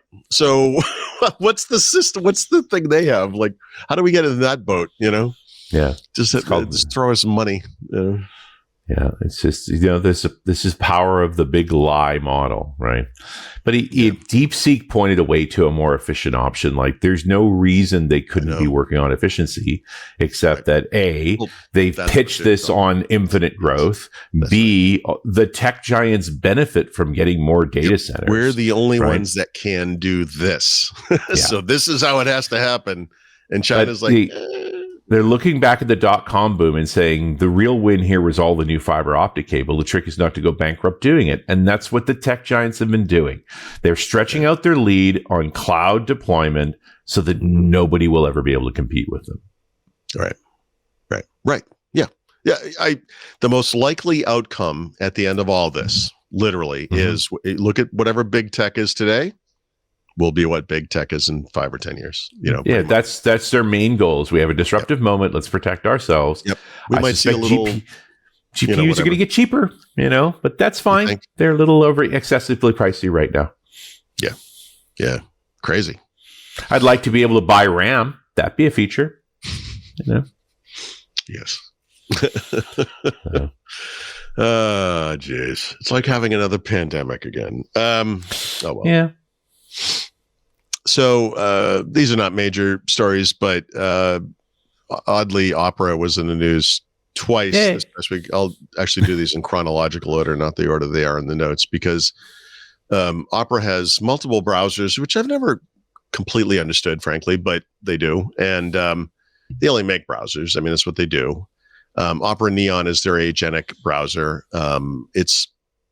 Honestly, it's probably the best example of this kind of thing. Although I would throw, Perplexity Combat and possibly Dia, although I don't use that one enough to know, as being kind of in the rough same place.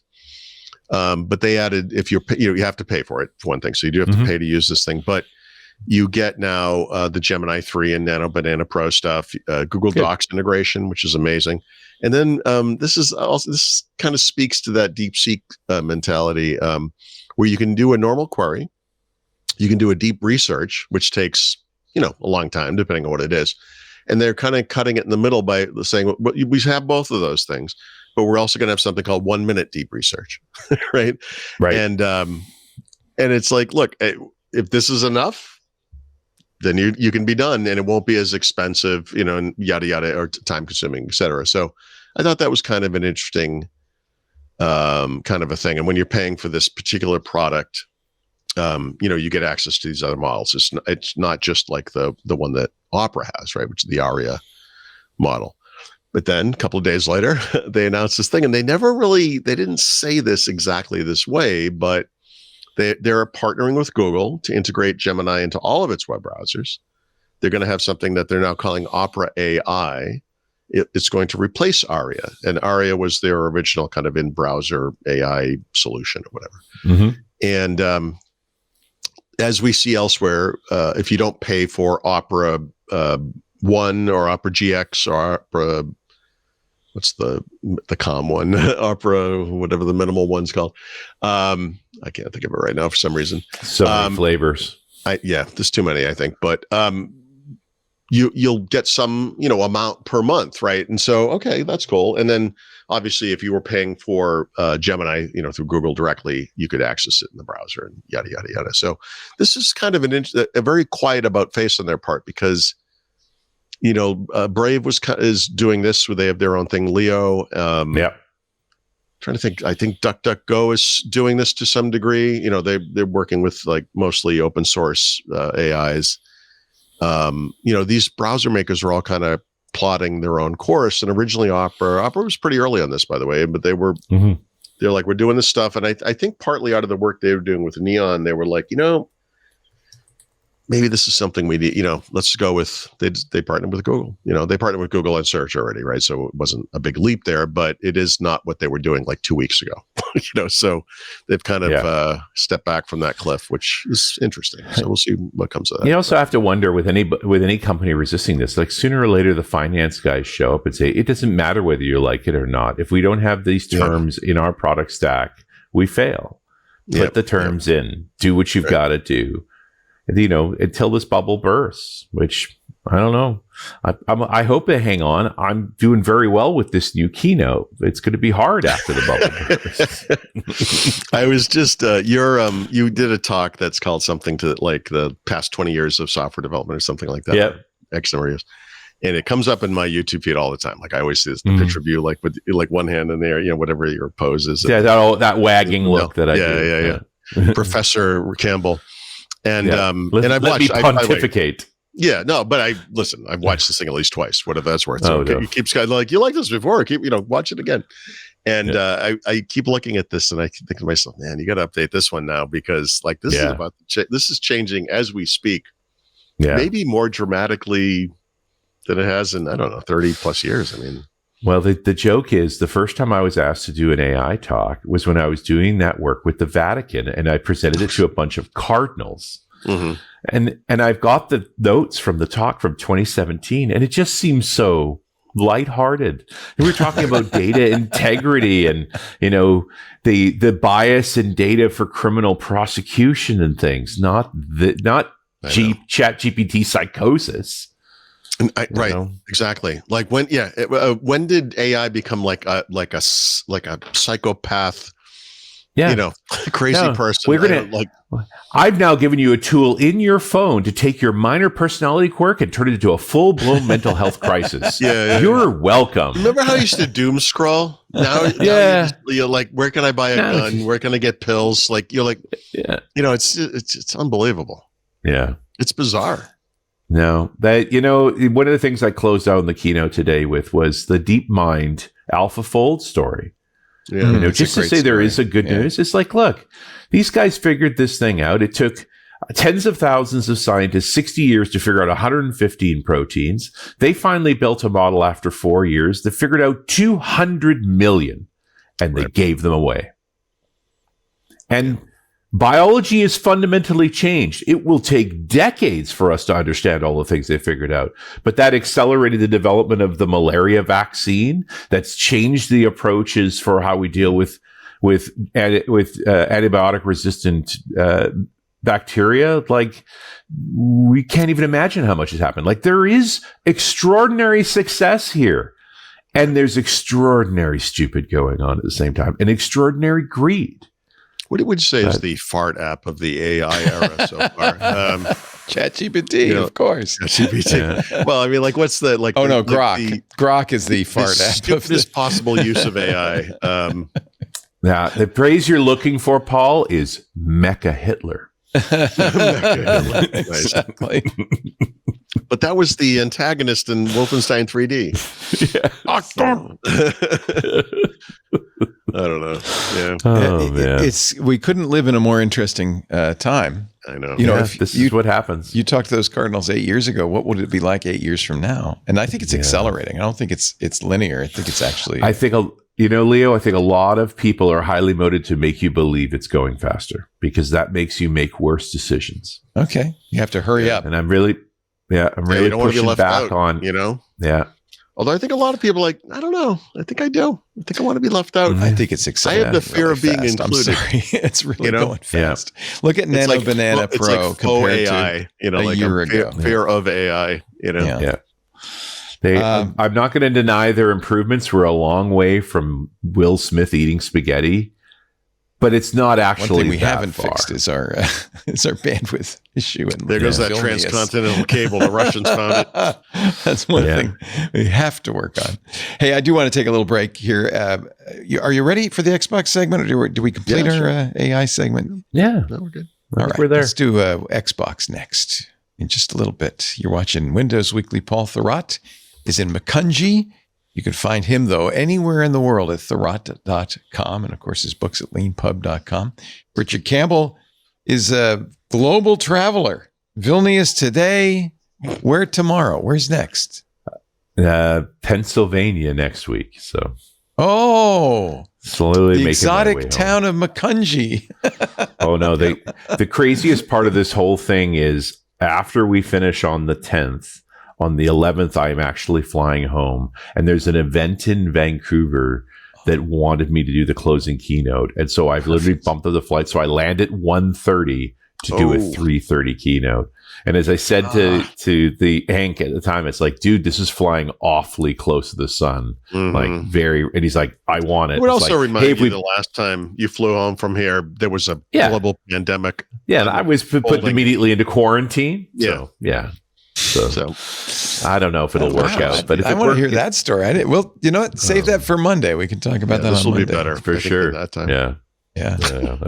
All right. Our show today brought to you by, this is something there's no question everybody needs to know about, Bitwarden. Password hygiene is vital. Bitwarden is the password manager I use, the trusted leader in passwords, passkeys, even secrets management. Bitwarden is consistently ranked number one in user satisfaction by both G2 and software reviews. Over 10 million users, 180 countries, more than 50,000 businesses. Now, I hope you told your family and friends at Thanksgiving as you're sitting around the table about Bitwarden. I hope you explained to them why it was so important that they be careful with their passwords. This is the worst time of the year, the biggest credential risks of the year, because the bad guys know you're going to be out there. You're going to be buying things online. You're going to be using those passwords, those credit cards. This is a great time to attack. Bitwarden, it's Cybersecurity Awareness Month as well. And I think it's a reason why December is Cybersecurity Awareness Month.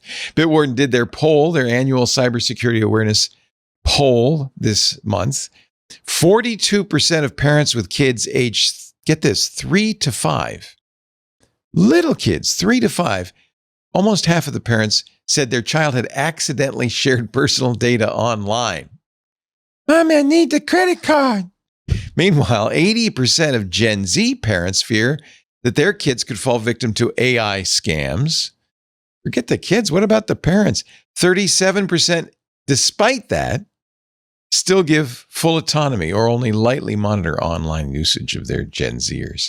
As cyber threats become increasingly personal, having a robust identity and access management solution is absolutely vital, more important than ever before. Whether you're protecting a single account or you're running a company and you've got thousands, Bitwarden keeps you secure all year long by consistently updating. It's one of the advantages of being open source. The development cycle is fast. In fact, they just added a new capability which lets users access their vaults in Chromium-based browsers using a passkey instead of a master password. So that's always been the one kind of thing about a password manager is you've got to remember your master password. You actually have to memorize that.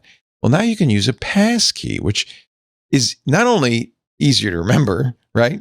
It's more secure and it's phishing resistant. A new feature in Bitwarden if you use a Chromium-based browser, which most of you do, I know.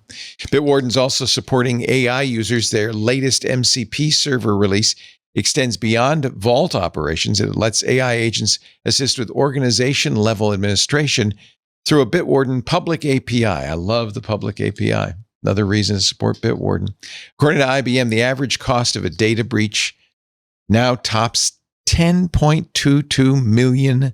That's the ransom, that's the downtime, that's the reputation loss. With 88% of cyber attacks on basic web apps tied to compromised credentials, it's clear why you need to use a password manager. It's a critical part, a critical layer of every IT stack, and there's no question in my mind the password manager you need is Bitwarden. It's a cost-effective solution for any team, whether it's IT and operations, finance, engineering, HR, or marketing. The devs will love the secrets capability of Bitwarden. You can keep your SSH keys in there. It'll even generate SSH keys. There are so many nice features in here. Bitwarden will enhance your business's security and productivity. Introducing Bitwarden Security is the simplest investment to safeguard credentials and protect all employees at your business. Folks, stay safe and secure online this holiday season. Bitwarden's setup is easy. It supports importing for most password management solutions. The move is quick. It's so simple, and it's such a good way to improve your security. And of course, it's open source, which I think is absolutely critical so that you know that the source code can be, you can look at it, but it's also regularly audited by third-party experts, by anybody who wants to. It's on GitHub. Bitwarden meets SOC 2, Type 2, GDPR, HIPAA, CCPA compliance. It's ISO 27001-2002 certified. It's the best. Get started today with Bitwarden's free trial of a Teams or Enterprise plan, and it's not too late to tell your family members. Bitwarden is free forever across all devices as an individual user at bitwarden.com/twit. That's bitwarden.com/twit.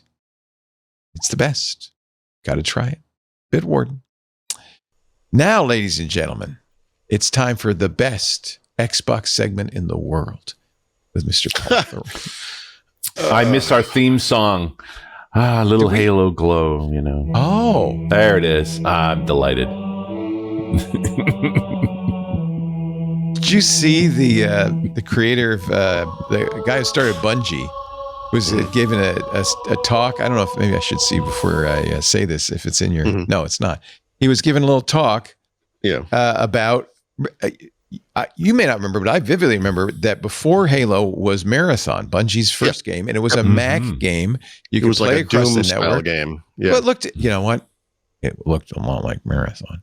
But we used to play it like crazy on the site. Everybody would play it. It was so much fun. Yeah. And then apparently Microsoft came to him and said, "We are not letting Steve Jobs have Halo." They had shown Halo. So there was a Macworld where they showed Halo it off because it was coming to the Mac. Exactly. Because that's what they did. They made Mac games. And the Microsoft and the Xbox guys said, "Yeah, nope." How big does this check have to be? Beep, beep, beep. That's the sound of the Microsoft right full of money. Yeah. Here comes the pile of money. I loved it. Steve Jobs ain't getting this one, they said. Yeah. So but funny. You know what? That is Halo, I think, still is very much considered the key franchise for Xbox, right?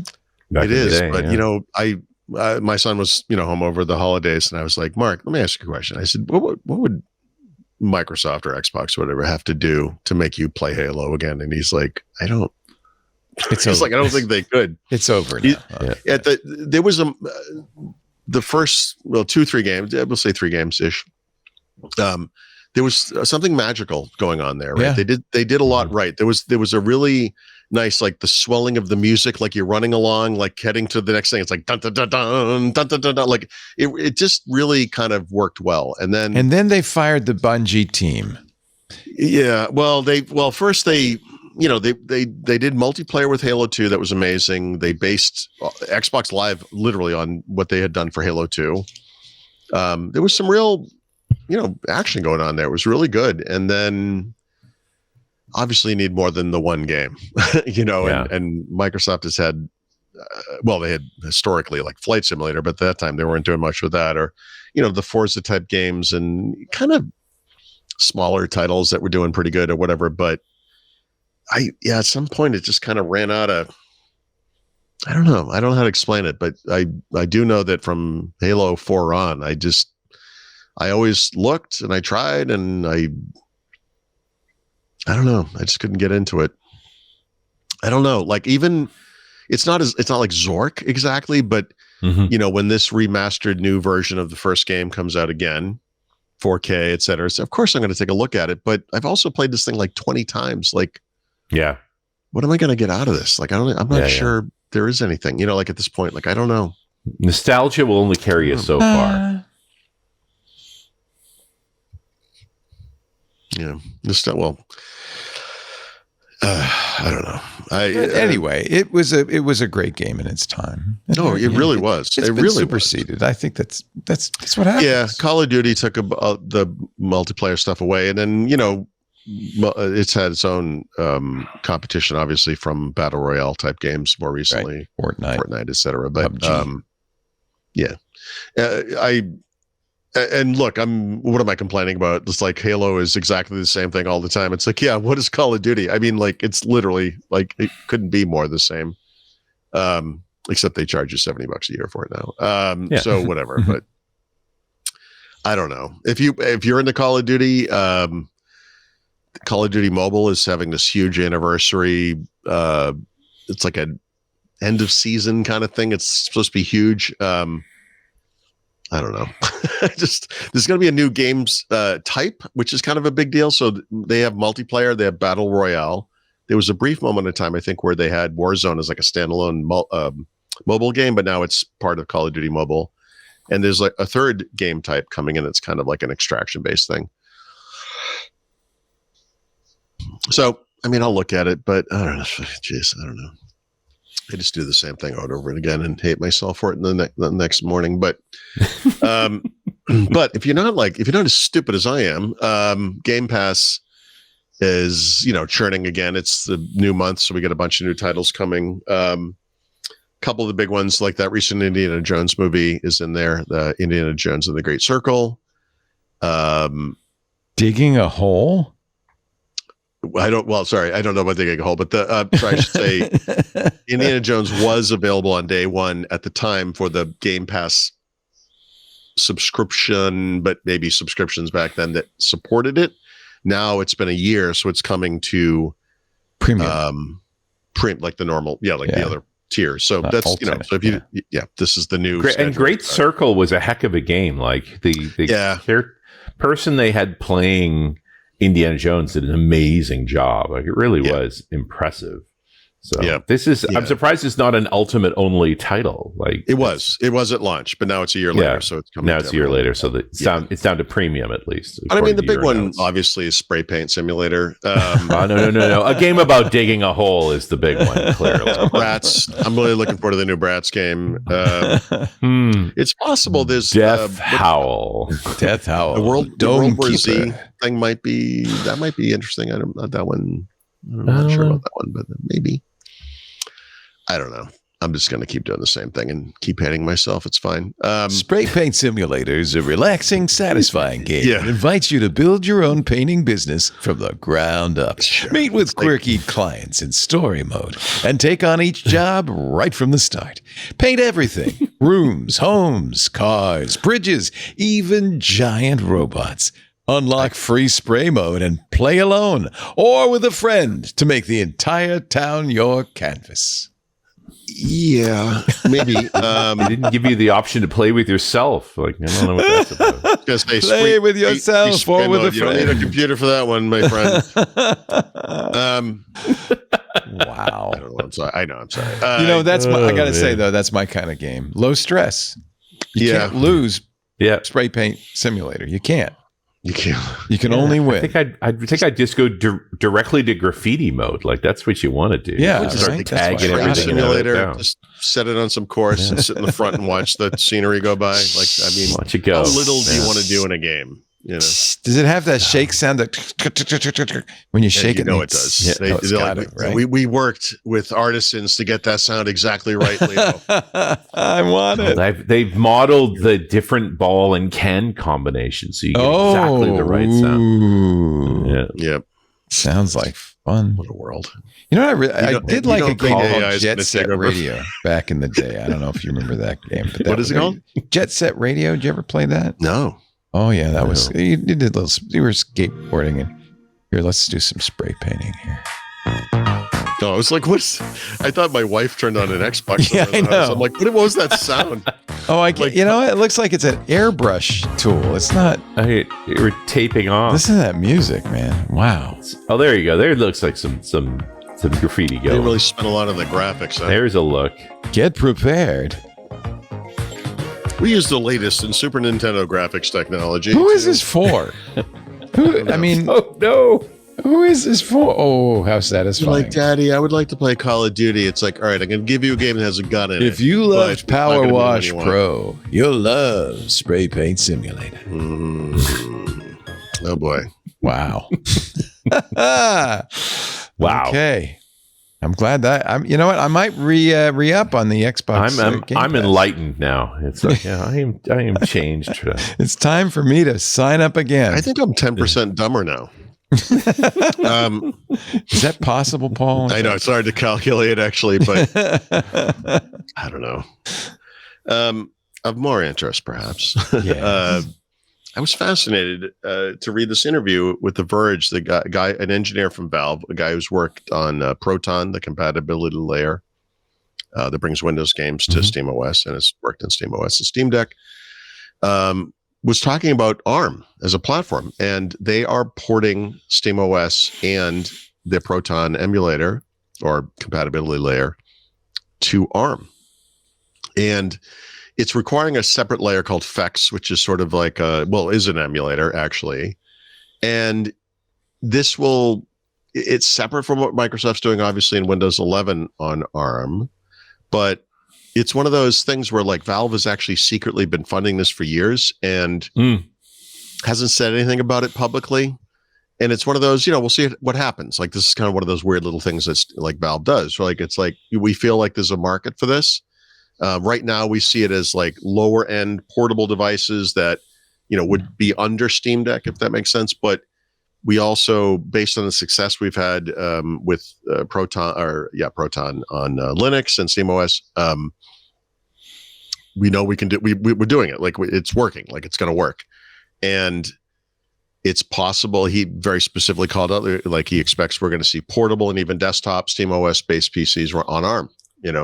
Yeah, no, I want to see the Gabe Cube is the ARM chipset, right? Yeah, really this is actually super interesting to me. Mm-hmm. But he also maybe this is common knowledge. I guess I don't really follow this per se, but Proton is essentially like an experimental version of Wine, that kind of classic Linux technology for, running Windows apps. Yep. But it's obviously optimized for games and, optimized for SteamOS specifically, which is like this Arch Linux kind of base thing. But I guess this thing, they feed back all of the improvements they make into Wine. And so it improves Wine for everybody or anyone who uses Linux or whatever. And I didn't actually understand those things were related in any way. Like I said, maybe this was common knowledge, but they asked him about Prism, which is the Microsoft thing. He's like, yeah, I don't actually know anything about that. Like they're doing their own thing. It's fine. It's all good. But this is very interesting to me because for obvious reasons, I really think ARM is just the future of everything. And it's pretty clear at some point Valve was like, look, we got to get going on this. Like, yeah, because the beauty of SteamOS and Proton rather is that you don't have to ask anything of developers. No one's changing code. It just works, and I guess it's done pretty well for them. And they're like, let's do the same thing on ARM, like, why not? And these could be essentially like, it may be, it'd probably be, it'd be Linux, I guess, like SteamOS essentially, but it could benefit Android and definitely Windows and ARM as well. So it's that's interesting. So, I mean, you got to think the next generation augmented reality headsets things are all going to be ARM based too. So yeah, right. For battery, everything you can do to get yourself positioned in hardware, right? Yeah. Like get this hardware moving on platforms people understand, so new platforms can emerge. That's right. And actually they have a thing, or they have one that's on the way out, and they have a new one coming in that's like a VR headset of some kind, whatever it is. But same, it's basically what would typically be like a Linux platform. It's ARM, Snapdragon probably, or MediaTek or whatever it is, doesn't really matter. But it's some ARM based platform. Get the stuff running natively on there. Like this is good. This is going to float boats. I like this. Good. I like for sure. But in the end, this is just them making their platform bigger so that more developers come to them, so their catalog gets larger. It's smart too, because you don't even have to track them. They're like, we've just done this for you. It's just going to work. Yeah. Like you already love us on Windows or whatever. Like all game developers, of course, think of Steam at least, and we can just make this thing work on our making Linux gaming come true, like in a big way. Yep. And that's huge. Yeah. And they've done a good job of packaging up, making their company more competitive and successful by being beneficial to the community as a whole. Yeah. Yeah. No, there's definitely an idealism to Valve that I kind of like. You're a little, Gabe Newell's kind of a weirdo, but it's just like, well, right. I mean, that's kind of like right? Yeah. You talk about a bubble, right? Like they're quietly living in their happy little world where they all make a ton of money. Exactly. And it's work on what they want to work seriously, on. Half-Life 3, anything, and they're like, we have $1 million. You've heard the rumor that the Valve, the Steam machine is going to be PC priced. It's not going to be console priced. Right. Yeah. You think that changes the equation? Sure it does to some degree, but it also, like, they've never been one to do stuff cheaply. Like it's not a surprise. It's fully in character. Right. And those who want to buy it will buy it. And if price was a matter for you, you wouldn't be here in the first place. Yep. Yeah. I mean, people buy consoles if they want to save money. The market for this is PC gamers who want to sit at the couch. Yeah. Right? I don't understand why they haven't revved the Steam Deck. Like, I feel like this should have been accompanied by a Steam Deck rev, But it wouldn't surprise me if after this is out and it's working, then there is a new Steam Deck. But I would also think, I don't even know why you went with the existing chipsets. Why wouldn't you hold out for ARM? Well, the next Steam Deck ought to be ARM. Okay. Yeah. Right. Steam Deck, yes, not Steam Machine though, right? Maybe. Yeah. But he expects to see Steam Machine on ARM as well. Like at some point, this is the thing. Like I've not experienced when I was still in Mexico and Qualcomm announced this new control panel thing for Snapdragon, and it's like it will look at the games you've installed in this computer and optimize them for the platform automatically. And the thing I had in Mexico is the lowest end Snapdragon you can get. It didn't actually work on there. So when I got home, I was like, all right, I'm going to install a couple of games on Surface Laptop 2 and 7, sorry. And which is, one of the better chips. And it works. Like it kind of takes a little bit of the guesswork out. I mean, I can't say that it competes with like an AMD Ryzen 7 Pro with, whatever Radeon, whatever it is, 680 graphics or whatever, but it's quieter, it is quieter. It's battery life. I expect the battery life be longer. Yeah. I mean, it has some, but I'm not playing Call of Duty on it either. Right. Like it's not, I don't know that I haven't tried. It's not going to work. Yeah. I'm not going and Apple's shown that an ARM chip can be a powerful desktop chip. And it's not just. Yeah. Yeah. No, by the way, big breaking story that just came in over the transom, thanks to Joe in our Discord. Alan Dye, who is the legendary designer at Apple, number 2 to Johnny Ive, and runs Apple's design, has now left Apple for Meta.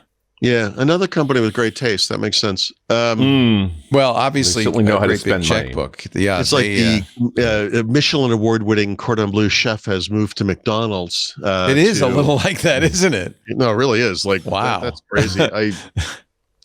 But they must have made a pitch that we want to do some. I mean, he's a designer. We want to do something. Yeah. Oh, I that thought looks the pitch great. was this. I can tell you what the pitch was. It was beep beep beep. Yeah. Back it up. Here comes the meta truck. The universal sound of the Yep. money truck backing up. We're in the money. We're Yeah. This is Apple has to just be bummed by the Apple. This is an untold story because they're such a Brain secretive drain. company. But so many people have been Yeah. poached from this company recently. yeah. It's man, with the last like who's going to be left? It's going to be Tim Cook and Craig Federighi, basically. It's very strange. I don't know what's going on there. Mhm. Anyway, Some yeah. I other mean, something going it's on. not. I know this isn't an Apple show, nor is it a Meta show, but I think this is another symptom of something. I don't know. I don't know what. Oh, the money madness that is gripping our industry It's right now. crazy. Yeah, and it's all AI. It's all about AI. I mean, Alan Dye's not yeah, going I to think it's Meta 'cause also- he wants to make Yeah. the blue page The look better. insecurity on of Facebook. we don't know what happens next, so go get the Right. best people you can. Plus, you guys were all Right. worried about job losses. This guy just got a new job. What's your problem? Yeah. Yeah. Look at our payroll go up by millions. I don't even know what I'm talking about anymore. It's whatever. It's just so stupid. Oh, Yeah, I don't know if it says more about Meta or more about Apple. It's. I like the phrase. It says less about Meta I think so. because the less said about Meta, the better. The better. All right, we're gonna take a break and then get ready. We turn a page and head to the back of the book. Always the best Hooray. part. I always go to the back of the magazine first before Yeah, I magazine. What's that, Daddy? Well, back before the internet, we used to put information on dead trees. Daddy, that doesn't seem very efficient. No, it wasn't. We couldn't hear their screams. It was okay. but afterwards, you could make some fine bedroom furniture with it. Our show today brought to you by the thing that replaced the dead trees, Framer. Still, if you're still jumping between tools just to update your website, I got to tell you about something very exciting from Framer. You know Framer, of course, a great place for designing a website.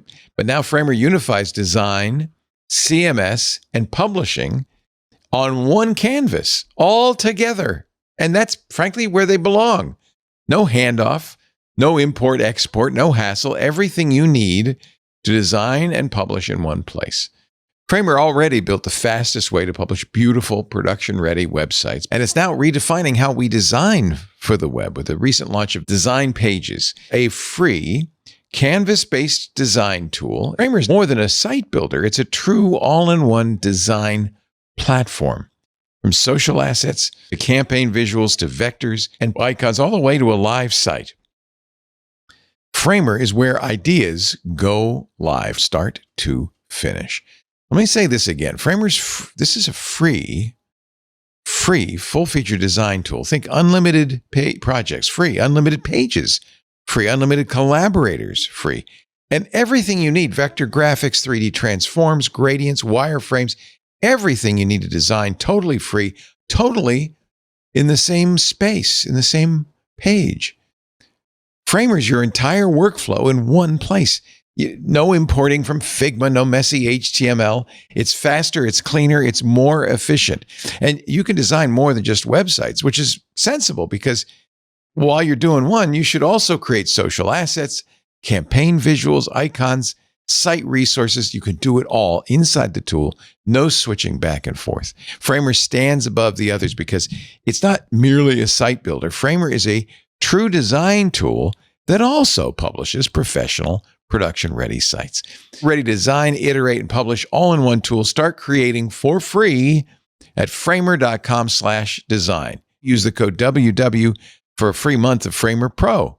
That's framer.com/design, the promo code WW. Framer.com/design, promo code WW. Rules and restrictions may apply. Brilliant. Framer. Back of the book time. That means I think we kick things off with Mr. PT, little Paulie Thurrott, with his tip of the week. So I have nothing but tips. I don't have any app picks, but I have a series of Tips. I guess, I don't know. Tips of the week. Kind of a looking ahead, looking back, and then Microsoft ugly sweaters because, why not? Oh, I forgot my ugly sweater. I'll wear it on Monday. On Monday. So, yeah, I would just in the same sense, like I wasn't intending to write about like these AI editorials. I wrote it like I started writing this thing and it turned into like a screed against like rental software. Like I feel very strongly about paying for things that I use. I make things. I'd like to be paid for it. Like I get it. But I also feel like we're on this kind of treadmill thing and it used to just be streaming services, but now it's software too. And I don't like software that doesn't give you a choice. Like, we think about Microsoft 365 and Office here, at least it's sort of a choice. But like on the Adobe side, like they've moved to a 100% you don't own anything model. And I don't know. This is rubbing me the wrong way. But this is a good time of year for people to start looking at these things, that they're paying for all the time. And it's like, are you getting the value out of this thing? Because, in this age of insurtification, everything is just so terrible. So terrible. So it's not like I was, one point last year, I was like, I will not pay for AI, take it was like kind of a hard stance. It's like asterisks, so it's like, not like I am not going to pay for things that, of course I am. I pay for lots of these things, but like, as this stuff all kind of falls apart, you probably saw the story recently where Netflix is not letting people cast to a smart TV that has a remote anymore. Yeah. And it's like, and they're like, oh no, it's a better user experience. The thing has a remote. You want to do that. You're like, okay, but it's in a hotel room and I don't want to sign into my account on there, or I'm at a friend's house, or I'm traveling at an Airbnb or whatever it is. Like, what are you talking about? What you're doing is we have, I called it what's the term I used for this? It was like an insurtification force multiplier occurring where you're a sports fan. You live in the United States or Canada, probably, and you want to watch your favorite football team, maybe, or whatever the sport is at that time of year. And it's like, what is it on? Good luck. Spin the wheel, Bob. There's like 13 different places this thing could be. My son was here over the holidays, and he was like, if we actually had to pay for every one of these services, it'd be like $1,000 a month. He's like, you never know where a game is anymore. And so, Netflix plays a role in that, right? Like Netflix is one of those companies that is like paying for live sports events now, and then taking away the ability for someone to come to your house who's not paying for Netflix and cast to your TV so you can watch it together as a group, right? That's what they're doing. Like that's literally the point of it. And it sounds like a small thing, and it is a small thing, but it's one of 1,000 small things. And it's one of those kind of death by 1,000 cuts type things. And with some exceptions, I mean, obviously there's still good stuff on Netflix that's new, but it's a lot of crap too, right? Like a lot of crap, a lot of really good looking crap, which is kind of the new thing on Netflix, which is, I don't know. It's getting a little tedious. And so I think this is just a good time to kind of step back and.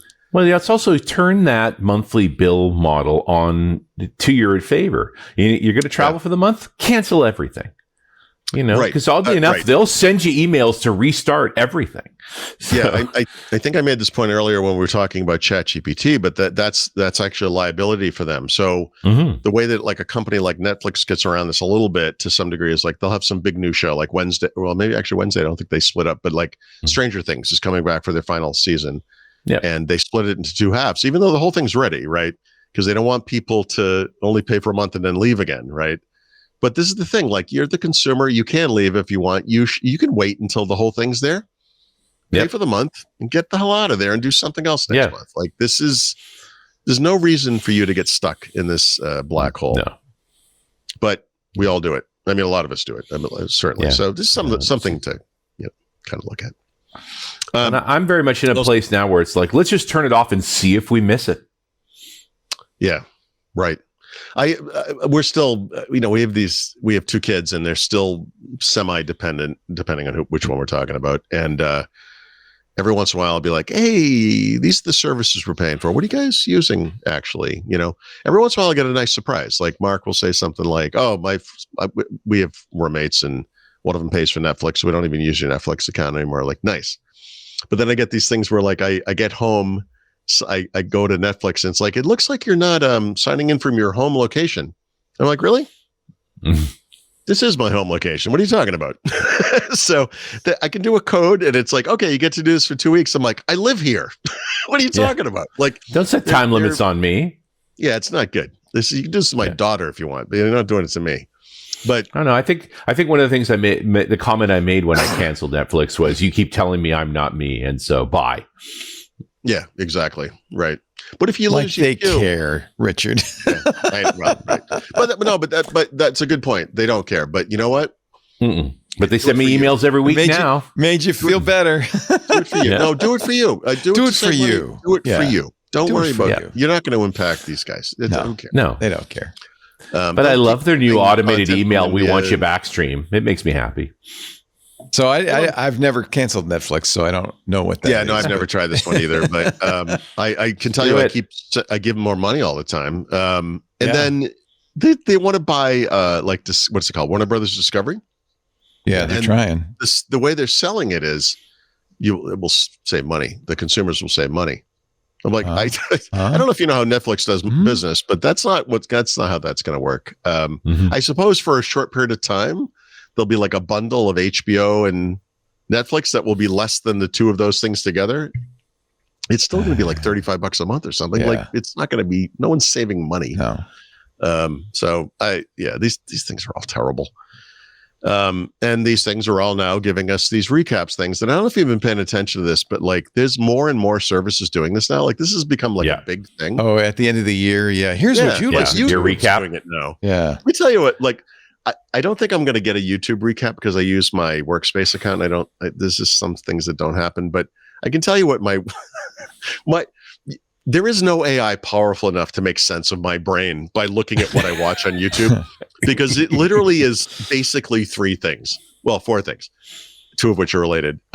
Like scary videos that are never actually scary, of things caught on door cams and stuff like that.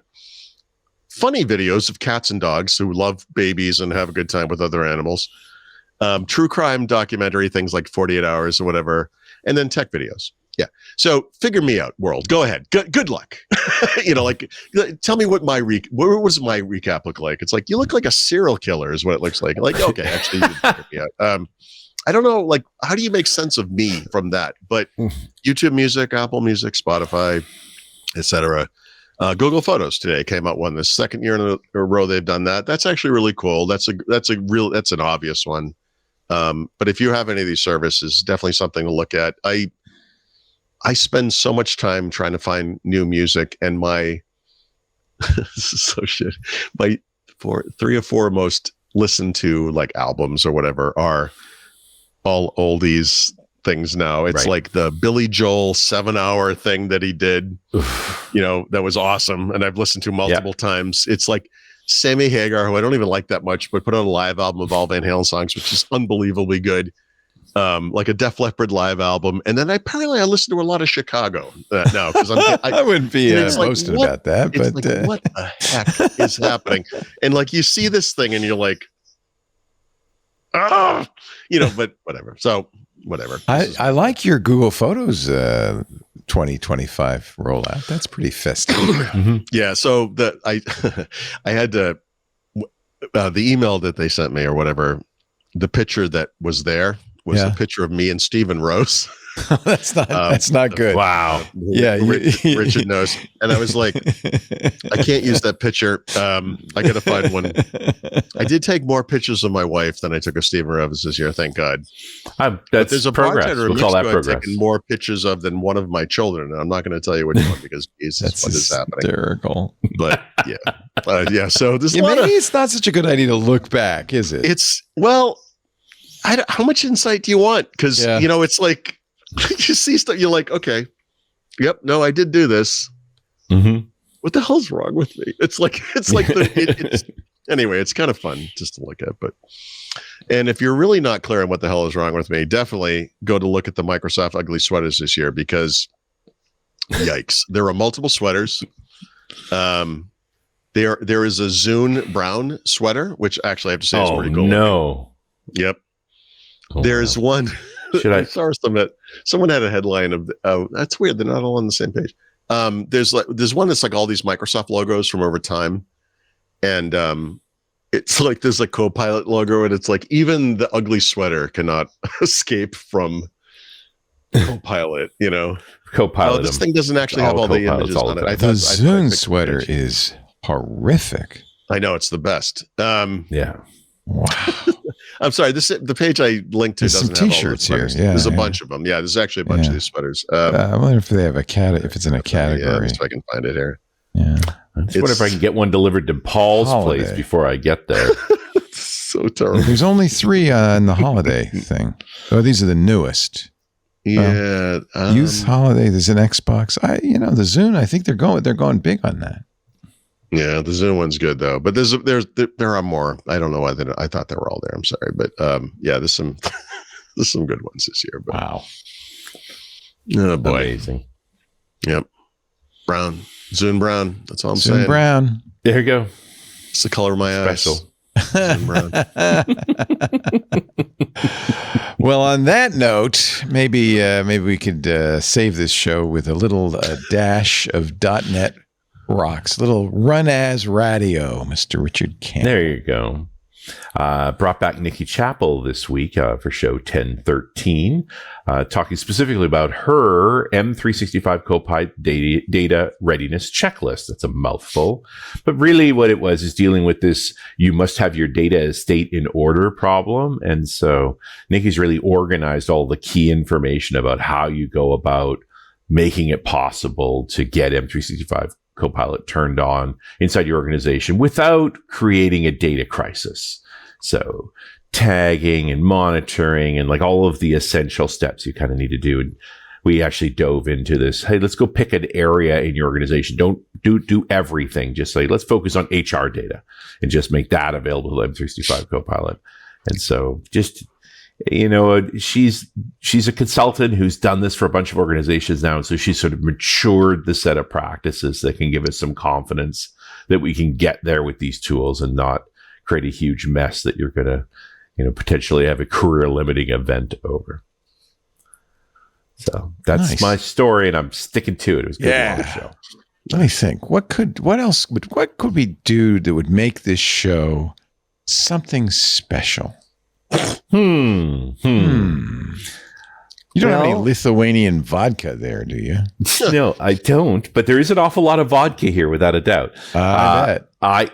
I've been in Lithuania before, and I've had a few different things. But I went back and when I got here on Sunday and looked through, like, what are the alcohols of Lithuania? And they're famous for very strong beers, for ales and porters, and as well as meads. And if you make mead, then you're probably going to distill it. They call it here meadus, or distilled mead.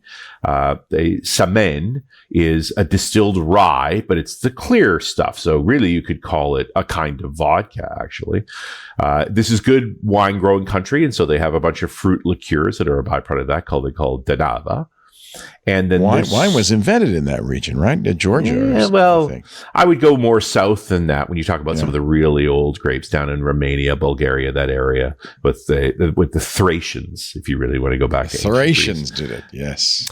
But I managed to find a bottle of Starka, and Starka is aged rye whiskey, which, what I noticed is that there's a bunch of different rye-based alcohols here. Like, why is rye so big in Lithuania? So there's a reason for it. And I ended up reading a couple of scientific papers on the evolution of cereal grains propagating across Europe, going back to the Neolithic times, because I'm prone to that sort of thing, as you may be aware. So let's go all the way back to the emergence of the Trichalias, which is wheat, barley, and rye. All came from the Fertile Crescent. All are variations on the same plant. These were annual plants. They were actually particularly good at growing rapidly into regions of plains that had burned. So unlike normal perennial plants that grow slowly and reproduce over and over again and last for a long time, these were quick plants. They grew rapidly. They built seed pods high up on their stalks that then burst and scattered the seeds into the wind to expand their growth area. Many of them have horns on them, so that after they landed on the ground, as they dried, they would naturally twist and bury themselves. So the plant itself would actually grow more than once in a given year to increase the rate of propagation. And so Neolithic peoples found these grains, and they're barely edible. You have to boil them, which was hard to do, or mash them, try and turn them into a gruel. But it's calories, and their seed pods are quite dry. If you pick them before they fall, you could store them for quite a long time with not a lot of technology. But it's important to remember that all of these different species were kind of together. And some of the first tools, like we know so much about grain growing going back to that era, because the tools for harvesting grain, some of them are incredibly ancient. I found one archaeological study for a 9,000-year-old sickle made from the jawbone of some horse derivative with flint embedded in it. But even more important, that there was bits of grain still stuck in the flint. So they were able to do genetic analysis of exactly the species of grains that were on these sickles. Even in the Bronze Age, so fast forward several millennia, bronze was a relatively rare metal because it relies on tin. Copper is pretty common, but tin's very scarce. And so typically you never saw farming implements made of bronze. There were only weapons or items for the very wealthy, but there were sickles made of bronze. So it sort of speaks to how important these cereal crops were. But they emerge from this sort of Mediterranean environment of the Fertile Crescent. Of course, wheat moves into Egypt fairly early on and makes the kingdom of Egypt. And the reason for that was that Mediterranean climate grows it extremely well. But even more important is the flooding of the Nile, the constant rejuvenation of the soil. Parts of the Fertile Crescent, the areas around the Tigris and Euphrates River, the initial development of agriculture there that turns into actually starting to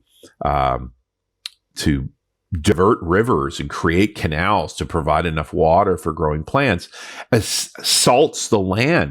It starts to reduce river flow to the point where what's now known as the Persian Gulf starts to encroach on the land and actually desertifies it. But that's not a problem in Egypt, which is why Egypt stays a breadbasket literally for millennia. But for those grains to grow further north, to start to propagate into those colder climes and different soils, it happens relatively slowly. The plant itself is fairly good at propagating, but people are also doing it as well. But the species automatically doesn't necessarily do well there. Like, we forget about this now because we've had the Green Revolution in the 1960s, where we bred and crossbred crops to grow in more and more areas. But this also happened naturally across all of Northern Europe as these grains slowly propagated outward. And one of the things that they discovered as you moved further north is that you don't have good seasons all of the time. The winter comes on, and if you don't plant something after you harvest, there's going to be weed crops that will grow and cover your ground, and you're going to have to cut them all out again in the spring to plant another crop. And so they started doing winter cropping, winter plants. And some species of wheat did better than others. So you started to get into this idea of winter wheats as well as spring wheats. The spring wheats grow faster, the winter wheats grow slower, but they do survive. And mixed into this is, of course, the barley and the rye. And rye was never a popular grain. It's quite a bit bitter. It grows slower. And so it's not as good tasting. In fact, even Pliny the Elder talk about rye was only for subsistence. You would much rather eat emmer, a particular species of wheat. You can still get emmer. But rye, and emmer still exists. And we realize now that the cover crop process, where they would also grow goat grass to try and rejuvenate soils, because then they put the goats on it to eat that grass down, and their natural fertilization would help rejuvenate soils. That what we consider bread wheat was actually a natural hybridization of emmer wheat and goat grass. I did a whole set of podcasts on this, maybe you can tell. I like rye, to bake with these antique wheats. They're really delicious. Some of them. They're much better than the... Yeah, because we've optimized for maximum growing now, and we get so much higher yields. Like the reason wheat and corn dominate the market today is because they were easy to adapt to a larger array of climates, and they grow more food per acre. But that doesn't make them the most tasty versions. And this is also the problem with rye. But what rye has going for it is it has a natural antifreeze in it. And so as you get further north with harder climates and harder grains, the rye still grows when the wheat won't grow. That makes sense. And so, of course, people didn't know this going back this far. This is 5,000 years ago. What they did know is these were the seeds that grew. And so they kept those seeds for the off season. And so often in a place as far north as what we now call Lithuania, you'd get a spring crop of wheat, and then you'd do a cover crop of rye. And unless you were desperate, you probably would need it. You'd feed it to the end. At least you'd have something planted that would protect the ground for the next spring, where it's easier to plant more wheat and continue on. And so rye naturally emerges as an important crop in the northern regions. And because it doesn't taste particularly good, you're growing enough that one of the things you did with it to use it up is you made it into alcohol. Because now you don't have to deal with the taste so much, and it's still got the sugars in it. It's basically the same process. So you're eating the wheat and the barley, maybe making beer with the barley, but you're using the rye as a cover crop. You're feeding it to your animals, and when you have the excess seed, you then malt it and distill it, and you make a whiskey from it. Now we could talk about what's actually a whiskey per se. Now Starka is the name for a distilled rye from this part of the world. And it's got a clear legacy that runs back about 500 years or so. It's distilled in pot stills. It uses a direct fire process that they sort of toast the wort and introduce some more flavors for it. And then it's often flavored. And when you finish with the raw alcohol, the white dog, so to speak, they'll add linden and apple and pear leaves to it to flavor it a bit before they put it into oak barrels, typically previously used by wine, and age it for 3 to as much as 50 years. In fact, there's a cultural element that goes back several hundred years, mostly in Poland, although you got to think back in that era, the Poland-Lithuanian Federation covered all of this area, both Poland and much of the Baltics, all the way into what is now known as Belarus, was largely controlled by the same group of people. And so during those periods of the Commonwealth, when a boy was born to a wealthy family, they would take an old wine barrel and they'd fill it with this rye spirit, seal it with beeswax, and bury it in the ground to be opened when that boy got married. Wow. So typically 15 to 20 years, and that would be a special drink. And that's where the name Starka comes from. It's a derivative of Starkas, which is Lithuanian for stork, as in the stork brings the babies. That's why there's a stork on the front of it. I was trying to figure it out. Yeah, there you go. There's the stork on the front of it. Yeah, now, this begs the question, is this rye whiskey or is this vodka? Because often in the translations of Lithuanian documents, they call it vodka. Yeah. But you think about it. What's the difference between vodka and whiskey anyway? A lot of people say, well, vodka is made with potatoes. Simply not true. Yes, there is some vodka made with potatoes, but vodka with everything, whatever you can get your hands on.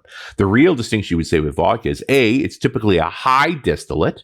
You typically go in the 90% range and then cut with water with nothing else added to it. If you add some herbs and other flavorants, you're making gin, right? Typically with juniper.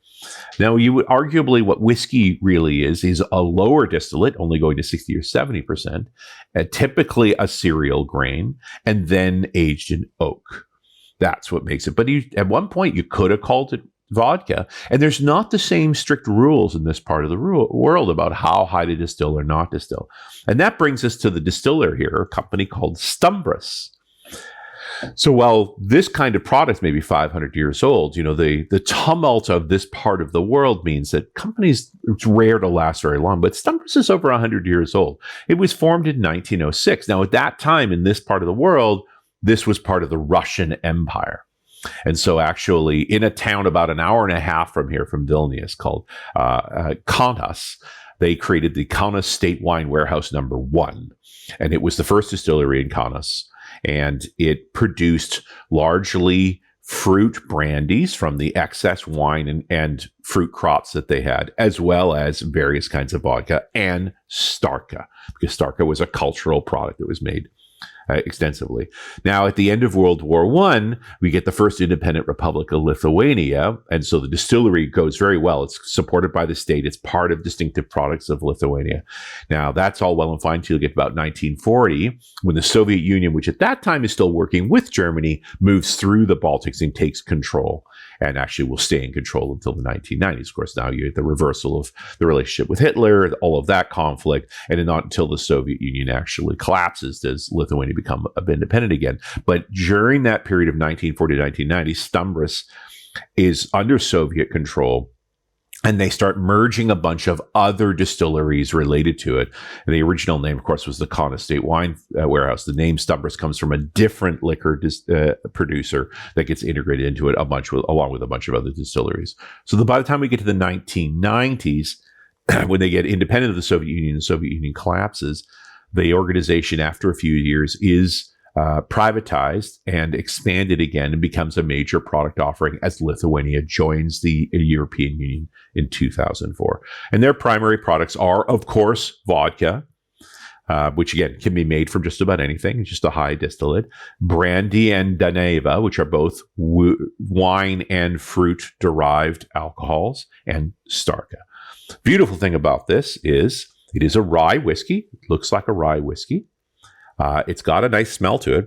It's a strong alcohol note. It's 43%. It's pretty pointy. It doesn't have the spiciness I would expect from a rye, like we would get from an American rye. But it is definitely a whiskey, without a doubt. It's just got a couple of fruit notes in it that are very interesting. But my favorite part about the whole thing, $12. Oh, $12. $12. I went up to the local liquor store across the street from the hotel. They had it there. Picked it up. Wow. $12. Wow. And I'm going to, if it was a 500 ml bottle, it's a smaller bottle. I'm going to share it out with my friends. I won't leave it here. But it was great to dig into the sort of realities of why do they make rye whiskeys and rye products up here? Because they grow a lot of rye. And you can only eat so much pumpernickel and rye crisps. You know, those are all really... Got to drink some of your rye, I think. Yes. Well, it's just a recognition that rye is quite a difficult grain to use. And both those products are very stable, right? They're your safety products. You keep them in the cupboard just in case you don't eat large volumes of them. And so they use up their rye by making alcohol with it. And that is eminently practical and part of the many things I really enjoy about being this part of the world. Now, you're drinking the Originale, but they also make a dark side and a wild side. Have you tried the wild side? I have not, but I understand it's just different flavorants on the same base product. Now, what I appreciate is, although it's in Lithuania, on the back of this bottle is actually an ingredients list. Oh. And the number one thing on the ingredients list, I use Google Translate to understand it. Product number one in this bottle, water. Remember, it's 43% alcohol, which means the other 57% is going to be water. Yeah. And the second product is grain alcohol, right? Yeah. Which is just a simple definition of what that is. That grain happens to be rye. Right? Got it. Okay. Yeah. What else is in there? But you don't normally see an ingredient list on a liquor bottle. No. Yeah. What is Lithuanian for hooch exactly? Anyway, it's interesting to see an ingredients list on a bottle. I want you to try some the story that's vodka on the back of the bottle at some point, just to see if Stumbras vodka is good vodka. I'm sure it's fine. If I really want to go crazy on the vodkas, I go hang in Poland because they have a vodka for all occasions. Yeah, they do make a stomach upset. We got a vodka. Vodka is to Poland as cheese is to France. Absolutely true. It's 786 varieties.